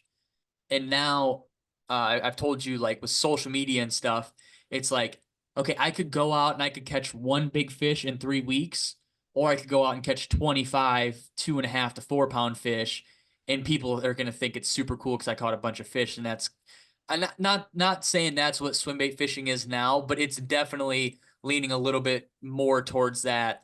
Whereas guys will go out and they may only post 2 fish, but it's a 12 and an 11.5 pounder throughout the year. And that just doesn't resonate as well as a guy who catches a bunch of fish for whatever reason. I don't know why. It's not like it's not impressive. I mean, that's crazy impressive for like a guy like me to look at, but guys like I don't know, it's weird. Like swim bait fishing is like the new conventional fishing. If you can go out and catch a bunch of fish, you had a really good day. Whereas if you go out and you catch a double digit and an 8, you had a really good day. It's just kind of Well, slowly changing. let's make up some categories then. Let's go so I can get in the category where it's the OG original stuff, or Yeah. at least legit. But my thing to you is, do you think the customer is ignorant? I mean, they're just dingbats that don't know any better, or I mean, can you guys spot an imposter? Can you spot a wannabe? Can you spot somebody just blow and win? Mm. So I feel like it's hard. Really, I don't know how I want to word this. It's weird. Like I don't know what I would consider an imposter in the quote unquote swim bait world today because it's such now it seems like it's such a shallow depth of entry. Whereas like back then, like we talked about, it was no not guys were in it to catch big fish. There was a group of guys who all had the same mindset. No, that's Now, no, hold on. So hold on. That's what swim baits was, not yeah, just yes, guys. exactly. Yeah, Guys that were throwing swim baits were after yep, monsters. yeah, There was 100%. none of this stuff you see now. Yeah, So the only thing close to that was these guys pretending they were catching fish, but they're bed fishing. right, yeah. That's it. That's what I dealt with. So Mhm. we call them posers, Yeah, yeah. and that's my choice word. Right, you're right. But my point is, I mean, like I'll flick on YouTube every once in a while just to get I call it to calibrate my compass, right? Right. Yeah. And I'll see stuff that I'm like going, bro, I will slap you in your mouth. Hmm. Like, not only do you not know how to fish or fish a swim bait, like, oh, we got the best resin. This is the most. Let me see if I can mock it. Like, oh, this right here, this is the best bait for $1 for the penny on it. It's $100 bait, right? Yeah. Yeah. And you can't find a better bait. This does everything. Like when they start talking like that, Hmm. and their resin's good, and like look how it does this and that and that. We've caught like to me, I'm like, you're a poser, dude. That's you know. Yeah. I would. Remember you were telling me Matty Wong told you about that other tournament guy that Yeah. came in here looking Yeah. for the Yeah. other bait, right? And like I literally was gonna beat him up.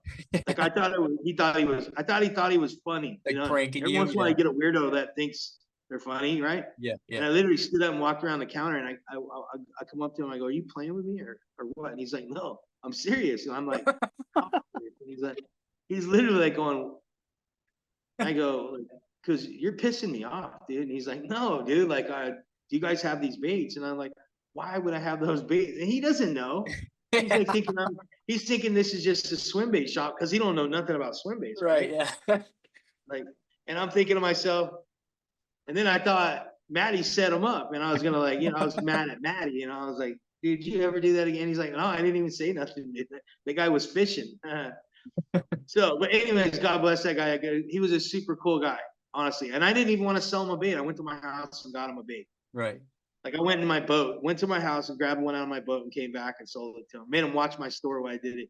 But super nice guy. I'm not gonna mention him. He's pretty big on the Bassmaster Elites, but super good guy. And if he watches this, man, I'm so sorry for being a jerk. But don't come in my store looking for other swim baits, bro.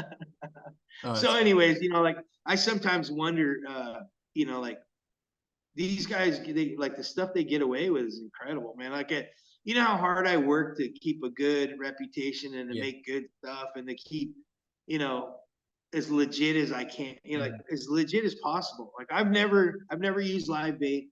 I've never hung baits. I've never stolen anybody else's baits or anything like that. Like I get these accusations, like this. Oh, I knocked off some other baits. Let's go to the dates, okay? Let's Mhm. go to the dates.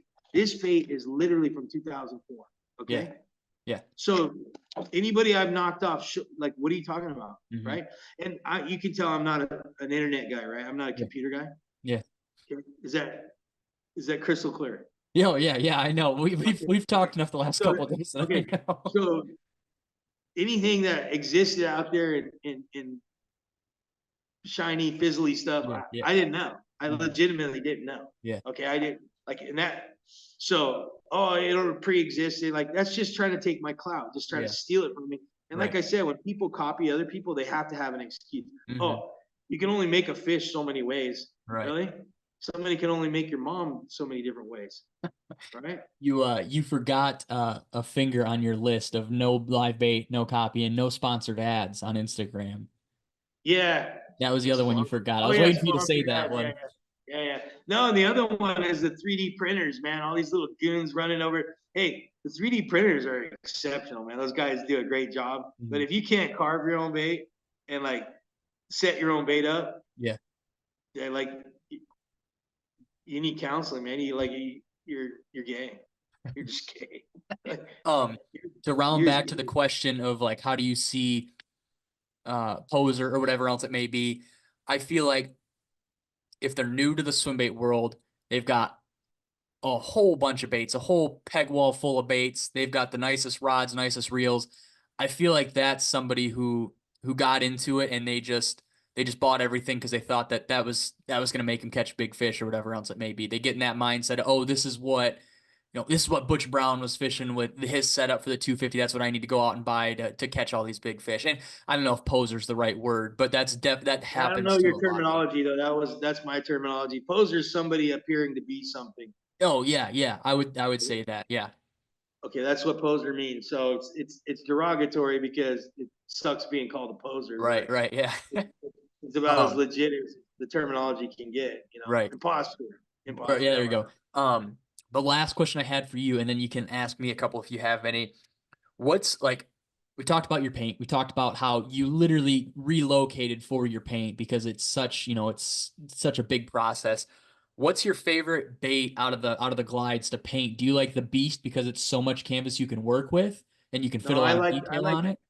my favorite is the trout baits, man. Any of the trout baits. Anytime I can get on a trout paint job, it's like going back to your it's like going home and eating a cooked meal by mom or something. It's Yeah, kind of yeah. like to It's a sit comfort. back and yeah, to paint a trout, dude, is like not only is it one of the hardest things to do, right?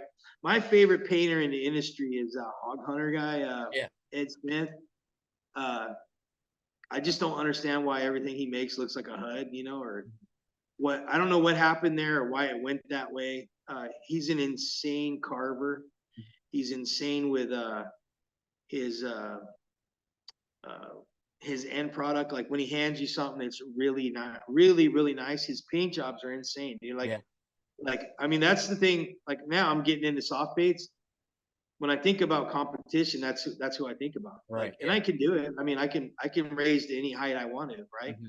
But just thing that kills me, man, is like the dude doesn't have one single concept he's pulled out of thin air. He's made like he made something called an X pop, and it Hmm. was the biggest flop there ever was in the world, man. One of the guys I knew bought one and I brought it to my shop. We threw it in the tank. Half time it landed upside down. Google it. It's called the X Pop. But it was real pretty. It had really big. His paint's insane. Whether he does a hard bait or whether he does a soft bait, I just never understood why he had to like ride the Huddleston stuff so hard. I felt like there was a story there, but I don't talk to him. I ain't trying to talk Right. to him or nothing like that. I'm just giving. Remember, I'm honest, and Hmm. and like anything I say, you can hit it with a lie detector. I'll back it up. Like Right. these guys won't. They won't. They won't sit there. Like I mean, I'm telling you right now. We could like if you could do a podcast where it's just lie detector stuff. Like these guys will melt. Like they Right. won't come near me. I'm telling you, they Yeah. they definitely wouldn't come near me. But he's probably the best painter I've ever seen in this industry. Mm. Like this put a screen over it and this all this little stencily stuff and all these little, like poo hee hees and and then you catch a 4 pounder on it. Like that's all fluff. This Yeah. doesn't matter. It doesn't catch bigger fish. It doesn't do anything great or anything like that.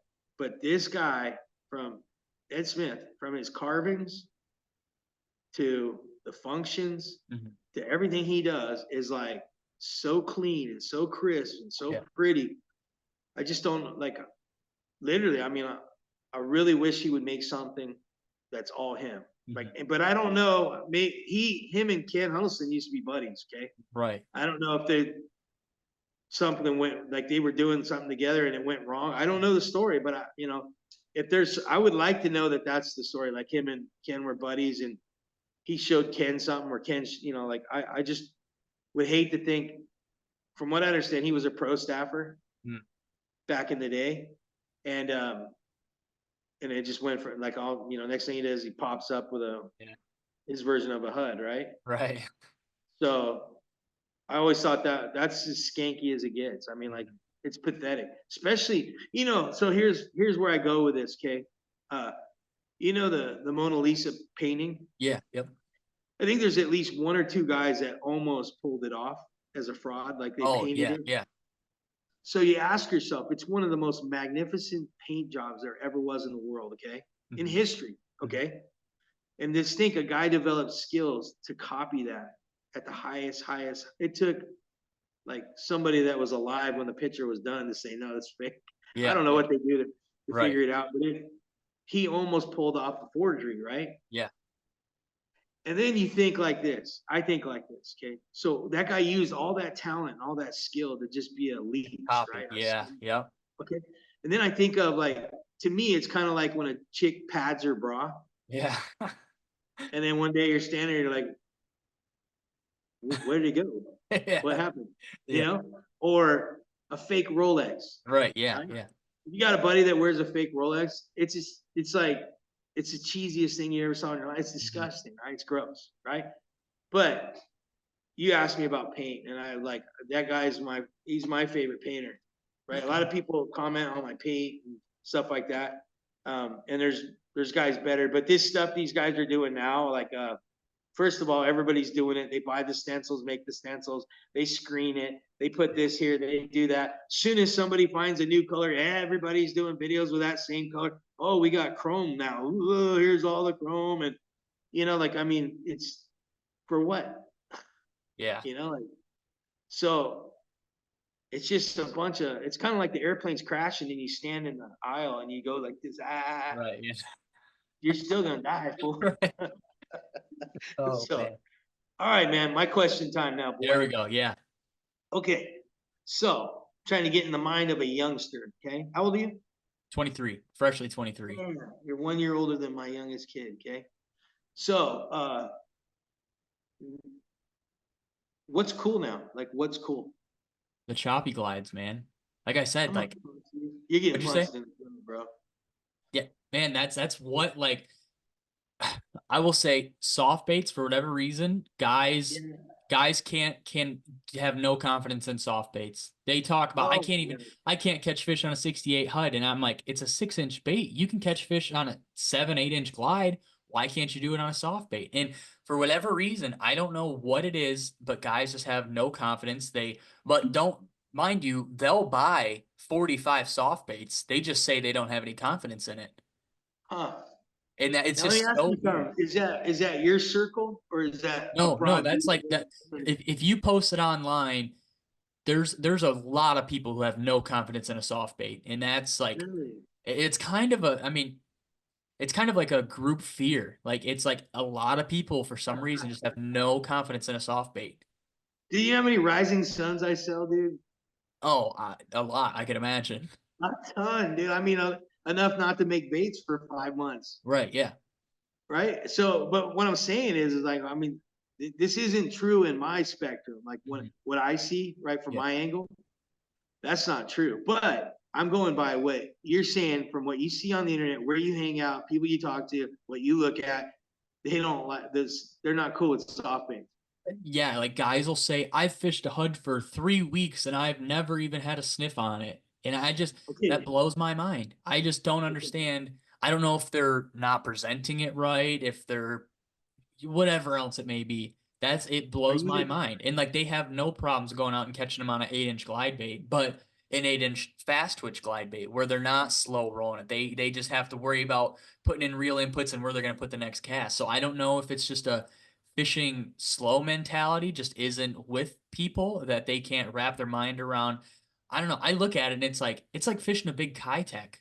Like you just bomb it out there and you just reel it in. Whether you want to bounce it on bottom, reel it up towards the top. It's not That's so rocket true. science, guy.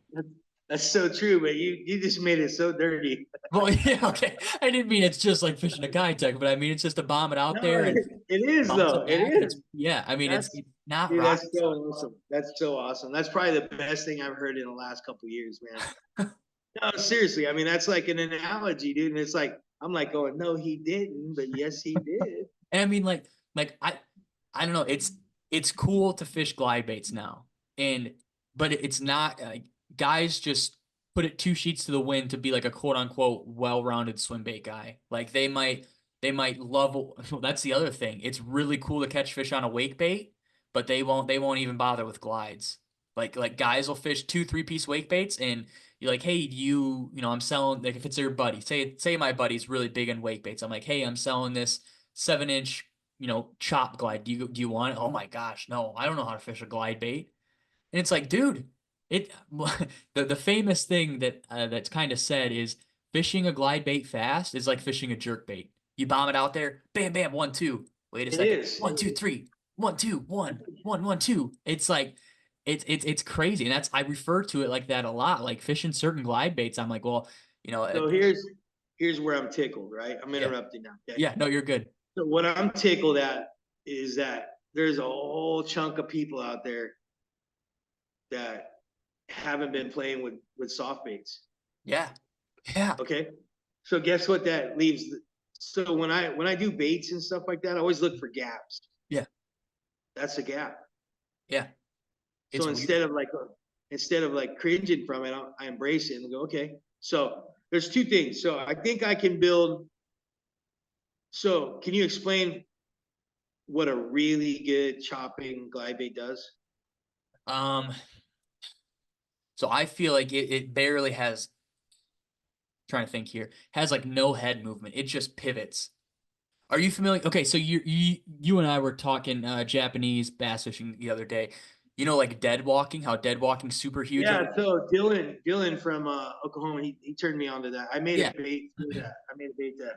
So think of a dead walk, but think of it fast, where it's like "Tuk, tuk, tuk, tuk, tuk, tuk." That's all like a chopping bait is, in my opinion. Just a fast dead walking bait. It So are you literally, keeping it up high? Are you keeping it up high? Or are you getting it down low? Or see, the thing is I feel like it's hard for guys to make one that sinks to stay down there the whole time without nosing up.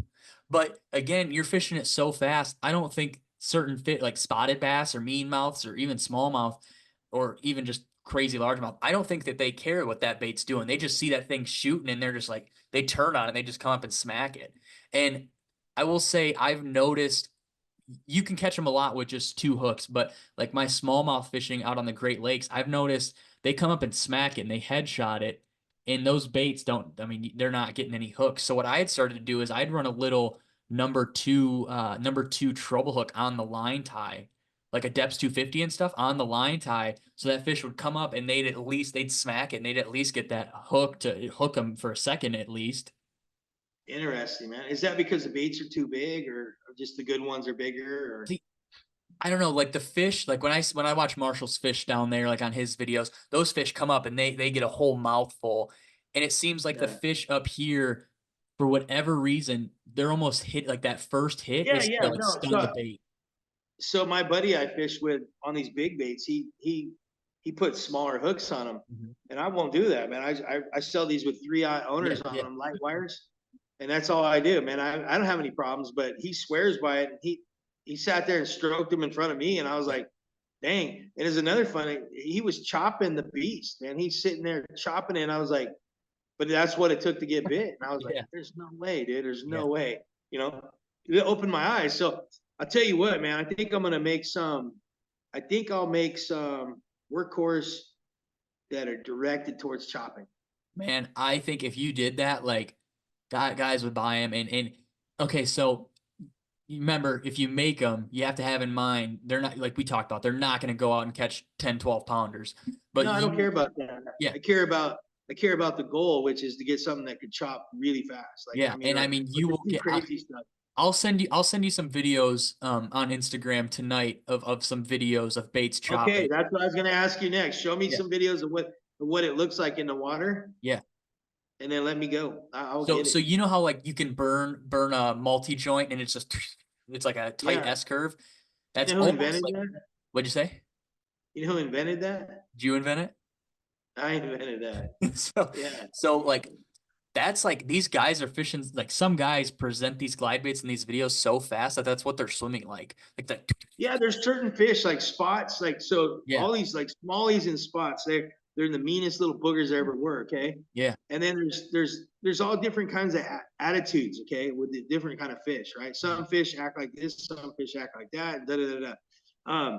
So you can get away with certain things at certain times, right? Yeah. But I just recently was catching fish, chopping the beach glide, okay? So sweet. And, and so I'm a believer now. So the So Beast Glide is the big 11-inch one for the guys listening who yeah, aren't yeah, yeah, familiar. yeah, yeah. And so that's that deal, right? Mhm. So I was thinking to myself, I kept thinking to myself, like, what if I know I can get the workhorse, to just chop like a mow, Yeah. like I Yeah. mean, and I'm gonna do it, dude. I'm gonna do it because you said that, because my other buddy influenced me on it, and as soon as I get it done, we'll do another podcast, Yeah. okay? Okay. Yeah. Yeah. That's awesome. Yeah, we will. So I need like a maybe like it depends how hard I go on these soft baits right now. I'm getting ready to release a new soft bait. Mhm. So um and then I also had for the first time, second time, I had a buddy of mine in NorCal, Rio fishing. He caught a 40 something on the workhorse, and they pulled the screw eye open, Yeah. bent the pin, Hmm. and then pulled the screw open, right? Wow. And that stuff pisses me off, man. Especially they buy a $350 bait or Yeah. a $300 bait, right? Yeah. Well, so I just had that happen on a gizzard. So now I'm going to call it something special because this person is the one that did it. And Yeah. when I tell the story later, it's like, you'll trip out. But anyways, so that's been one of my, so all these things that, so when a downfall pops up, it's like the best opportunity to like you control how the story ends, right? Hmm. Hundred You have the percent. power to change stories, right? Yeah. Like, well, this bait got pulled in half by a 45-pound striper, right? Hmm. So I definitely wasn't thinking about 45-pound stripers on a gizzard glide, Right. Yeah. okay, or giant bass or whatever, right? So I got caught. I never got a chance to test it like that, Yeah. you know. Yeah. And so like, wow, there's a flaw. So now I get a chance to go and fix that, right? So since I'm going to be tinkering with it, and I know the chop works, Yeah. I'm gonna have to do a chopping version. So we have to do something special for that. Yeah. That'd be sweet. My, And like, my, if you have any spots down there, I don't know what Athens sets up like or anything, but like I chopping like over rock. So going out after a cold front, say it gets you guys have a 60-degree night or something, and those rocks are holding heat from the day before, ripping a glide bait over that stuff. Oh man, it gets dude, you know primal. what? It gets You know what the wicked. water? I fished yesterday. You know what the water temp was at 7 o'clock at night? 91. 93. Oh my gosh. Think about that, dude. That's Like yeah, they don't that's need no warm rocks out here, but yeah, that's crazy. Yeah, okay, so that's more so a north thing or really early spring or something for you guys. yeah. Well, I've seen videos where guys are fishing docks and stuff like that too. So, but see, the cool thing is once I understand what the thing needs to do, Yeah, I'm like a pit bull, bro. I'll go yeah, for it so hard until I get it perfect. I mean, right. like it's gonna be called it's gonna be called El Chapo. Yeah. It's So I will it, give you another thing that I think is really, really cool that some chop baits do that may be unintentional. Do you know what the one-way glide is? no, So say we have a big floating dock, what's like a boathouse, whatever it may be, and you can get a bait under there. It's when yeah, I can do it with some chop baits, and it's only because I've messed around with it a lot. So you hit it hard, and then you hit it soft, so it kind of keels over, and then you hit it hard again, yeah. I and know it how to do that. I know how to do that. I can yeah. do So that, and I do it in my tank, my little 4 foot oh, wide yeah, tank. yeah.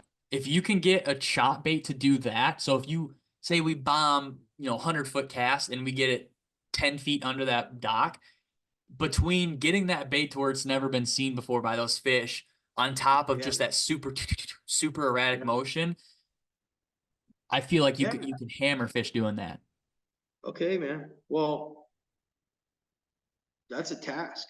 Yeah, and I will say it's hard. So there's some baits, like some wider glides, that it's easier to do that one glide because that chop glide, it's only going 6 inches at a time. So you have to bomb a cast Well, out there. remember too, dude. Like, I mean, you're talking about what's the best chopping glide you know of? Ooh, but the problem is there's so many. Like my favorite one, man, let me think here.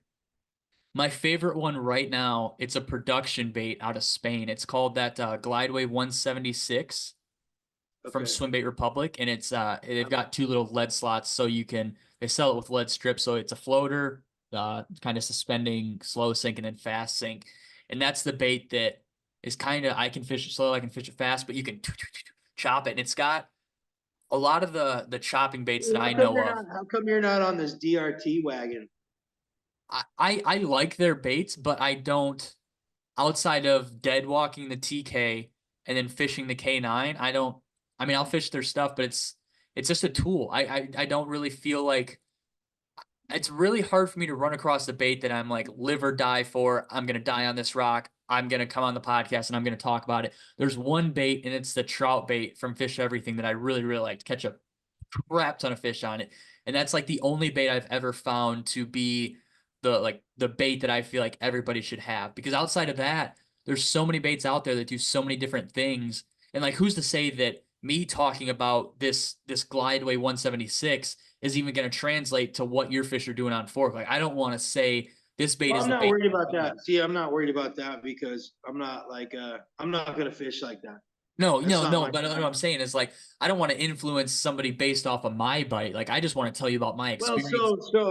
so my bluegill glide, right?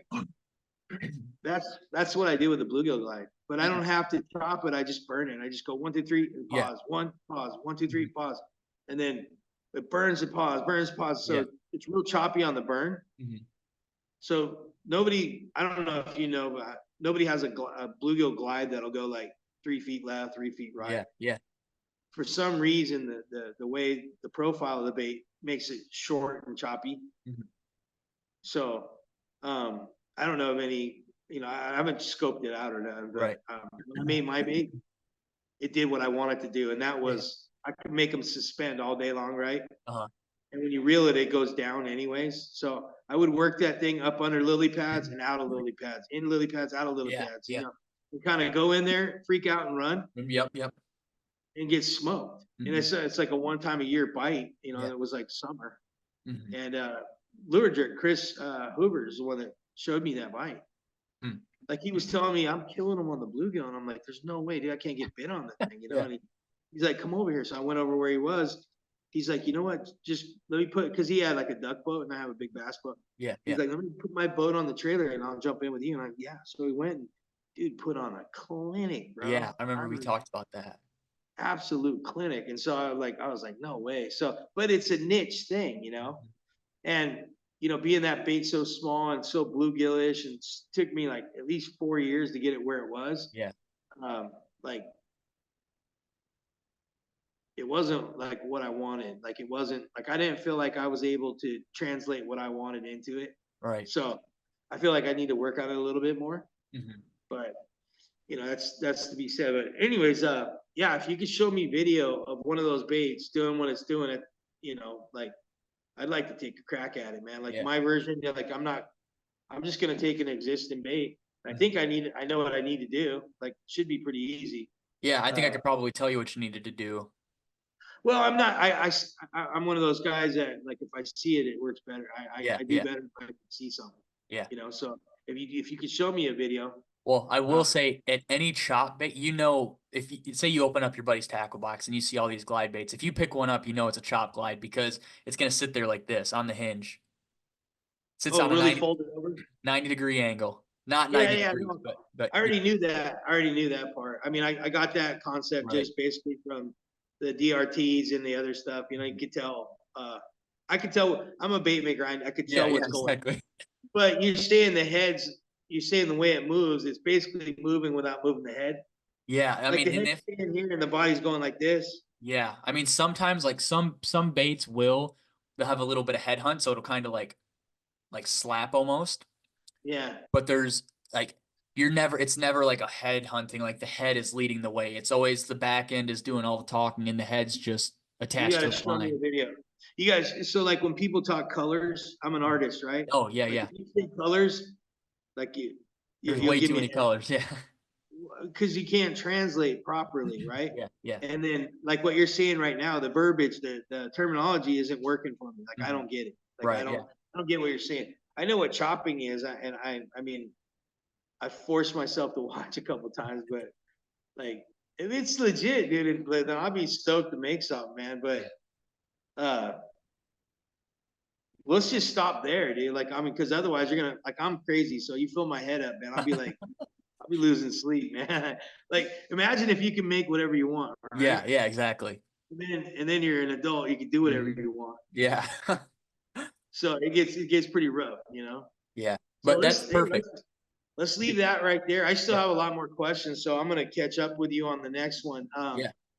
But man, what a great conversation, dude. And I was so glad that man, see my first question turned into I'm making a bait. Yeah. It's so You see how awesome. that works? Yeah. Tell Yeah. me how many bait makers you talk to that do that. Right. Yeah, exactly. Right. So, Um, I mean, like, I'm a little kid at heart, dude. This is what I do. Like, I mean, you're literally half my age. yeah. Yeah, right. So, but I feel like we're still like, I, I dig on you, man. Like I can talk to you. It's kind of weird, but it is what it is. Um, yeah, I'm gonna make a chopping bait, dude. Heck yeah. Heck yeah, man. You So, guys heard it here first. So we'll do another episode. So obviously this episode for you guys listening was all about hard baits. We kind of talked about soft baits a little bit, kind of strewed no, off glide. topic We there. basically focus glide baits, Yeah. Yeah. So yeah, we didn't even really talk about the swimming baits or the man. soft baits. So we're gonna Yeah, do at least one more episode, and that's around the time you'll be getting ready to drop that soft bait you were kind of hinting at. yeah. We'll talk about the. I think I'm gonna make a mold tomorrow, man. So that mold should Awesome. be about 2 molds away from a production mold. Heck yeah. So I'm just setting all the configurations and Yep. getting everything right. So um, if that goes down the pipe quick, then I'll be able to finish that project. If Sweet. not, then I have to put it aside again for the like 8th year in a row, and then no, I would jump like this is the next thing I'm making. Like Yeah. next time I'm making baits, I'm making workhorses. They're bugging Rena. They're asking Rena, not bugging, but they're asking. My wife keeps telling me everybody's asking for workhorses. They'll email her and stuff. So I'm gonna do some workhorses, and then I'm gonna do a chopping version, Mm. and I'm gonna send you 2 of them so you can check them out. One Okay. like in a like this is one of my favorite colors. This is literally a Oh man. silver with a Yeah. bone. Like Bone color up yeah, here. bone with silver. So you get the best of both worlds. You get a really nice silver flash, Yeah. and you can watch it really well with a bone on Mhm. the back. So I think I'll do one in that color, and then we'll talk about a natural color for you. That Yeah. way, maybe you could Ha- share it with a friend or Have just go. have you ever seen an alewife before? Did we talk Oh about yeah, that? dude. Oh Okay, yeah. okay. That color is like alewife. That's all I really fish out there is bone because it just matches so good. I have a blueback herring I make. It's actually a herring carving. Mm, that's It's sweet. it's a freestyle herring. Uh, one of my customers loves those things. Let me see if I. No, I don't have any here. But have you ever seen my shad freestyle? Yes. Yeah. Yeah. Oh, that was $1,000. No, so man, I still have more questions, man. Last time I want to ask like one of my questions. Maybe you could think about this, Kay. Mhm. Um, like when you see a bait, what I want to know like when you see a bait, like what drives you to buy it, like right. So hold that in. Don't answer me. Yeah. And then what? Who do you think's cool at like promoting? Like I like Marshall. Yep. I really like uh he fishes a very distinctive way, and so I don't think I don't know. A lot of guys actually fish shallow and stuff like that. So I'm not like into that kind of fishing, right? Mhm. I don't feel comfortable catching monsters the Yeah. way he does, right? Mhm. I think he's doing better at finding fish and catching numbers Yeah. um, than like focusing on 10 pounders, right? Mhm. So, and that's not to say anything dirty, just saying the way he fishes and the things he does from what I see a lot of incredible stuff like Yeah. catching fish out of gutters and stuff. It's Yeah. crazy, but and so I did that when I was young, right? I Mhm. just fished, man. I Yeah. don't care Yeah. where, what, how, everywhere, right? And then you start getting old, and it's like it sucks to Mhm. go walk that far and then go, So it takes you end up changing your style, right? So Yeah. now I've regressed or progressed to I'm an offshore fisherman. Like I Mhm. like to fish offshore Mhm. structural things, and I like electronics a lot. Yeah. Um, I haven't caught any giants off electronics, so I mean, I've only been using electronics for since Christmas. Okay. Especially the super high end stuff. I Yeah. literally spent over 20 grand on my setup for my boat, and Sounds that's about right. nothing. That's nothing though, Yeah. And but I love it a lot, and it's one of those things embracing technology, Mhm. right? Yeah. Like when the TV first came out, it was like a one-eyed booby that was Yeah. bringing Yeah. six, and so uh, that's how these guys sound now. Like, oh, they call it live scope or live hope or something like that, and it's just like, shut up, bro. Especially when you throw live bait a lot, right? Anyways, I've embraced it, and there's a lot of lures to be made to cater to that technology, which I'm very excited. I only like the design part of what I Yeah. do. I hate having to make 100 of them. I just hate it. It's like Yeah. I could just design every day, all day, and just because I'm that kind of a creative Mhm. person. It's Mhm. kind of like my thorn in the flesh is having to actually make them. Right. Yeah. And but it's good. It's good to suffer every once Mhm. in a while. Right. And I keep myself busy with like seeing how fast I can do it and how Mhm. nice I can do it, and Yeah. how all the other things. But I'm really curious of what makes a guy your age now look at something and say, "Oh, I want that," like the Mhm. bait, and then like the sticker thing. That's like these dudes do all these stickers and Yeah. stuff. Like, and during the swimming universe thing that came into town, right? Mhm. Dude, I had grown men walking in here like they look like they fell right out of a fruit patch. Like Right. day glow shirts with bait makers on them, and and I was like, I thought I'm like, there's no way I want to ever dress like it, like Yeah. or wear stuff like that, like I don't like I don't know. So I was like tripping on that. I'm like, oh, is that cool? Or I don't know, like what's cool with hats or Yeah. I mean, the first time I saw a HUD was one of the Groms I fished with showed it to me. He's like, hey man, check out this new bait. And it was like, dang, it looked real, right? Yeah. And then it swam with a wag instead of a kick, right? Uh-huh. And I said, bro, that thing's stupid. That's never gonna get bit. I said, like lie detector test, man. Yeah. Yeah. And like I learned from that day on to shut up and give it some time. So, hey, did you know that Depths 250 came out in 2004? I knew it came out really early in the 2000s. Yeah. Yeah, and it was the silent killer, and they modified it to put the bill in it, and then Yeah. and eventually Depths made it the way the Then Japanese were everybody was knocking modifying the it. bill out and adding weight to it. Yeah, yeah, and getting it to do what it does. Mhm. And then, I think it was 2010 when, uh, maybe 2011 or something when Butch showed it off. Like he'd been on it for a year, I think. Yeah. I don't know how long he'd been on it, and it's just it's kind of funny how all this stuff works. I like things to work. Uh, I like to try to do something and it works, but Mhm. I'm more stoked. Like, the rising sun is spelled SON, like Jesus, the rising sun, Mm. Yeah. Yeah. right? And did you know that bite is at full speed in spring when Jesus died on the cross? That's cool. East rose from the grave in Easter Yeah. is spring. Yeah. And I didn't know that at the time when I was doing it, like when Right. I was making it. And at the time, it rose up, Mhm. And when I fished it in California, we'd throw it over points and we'd run it right below the surface, like to have it wake on the surface. And these fish would come out of nowhere and just smoke it, just rip it right off the surface. Yeah. And they don't do it here. Like I have not even gotten one topwater bite at Lake Fork since I've lived here. Right. Like I can't get it. I mean, I'm cursed. I cannot get a topwater bite in Texas, man. But my point to that is like the organic stuff where you can't take credit is pretty neat. You know, it's Yeah. pretty cool. As a bait maker, you have no idea how many baits we throw away that didn't work. You know, Mm-hmm. I mean, some of these fools sell them, but Yeah. Yeah. the guys that care, they're like, nah, this doesn't. And then I got guys that want to buy stuff that doesn't even catch fish. Like like my freestyles, man. Nobody ever really caught on to them. Like, Uh-huh. and then I just recently found out that like the multi-segmented baits work better in herring lakes. Yeah. Lakes for herring, right? Mm-hmm. But there's a video. I'll send it to you. My buddy, this kid that didn't throw swim baits when I met him, Janelle Roberto, is Combat Wombat, and he's got a video where he just slays nothing but giant bass on the freestyles.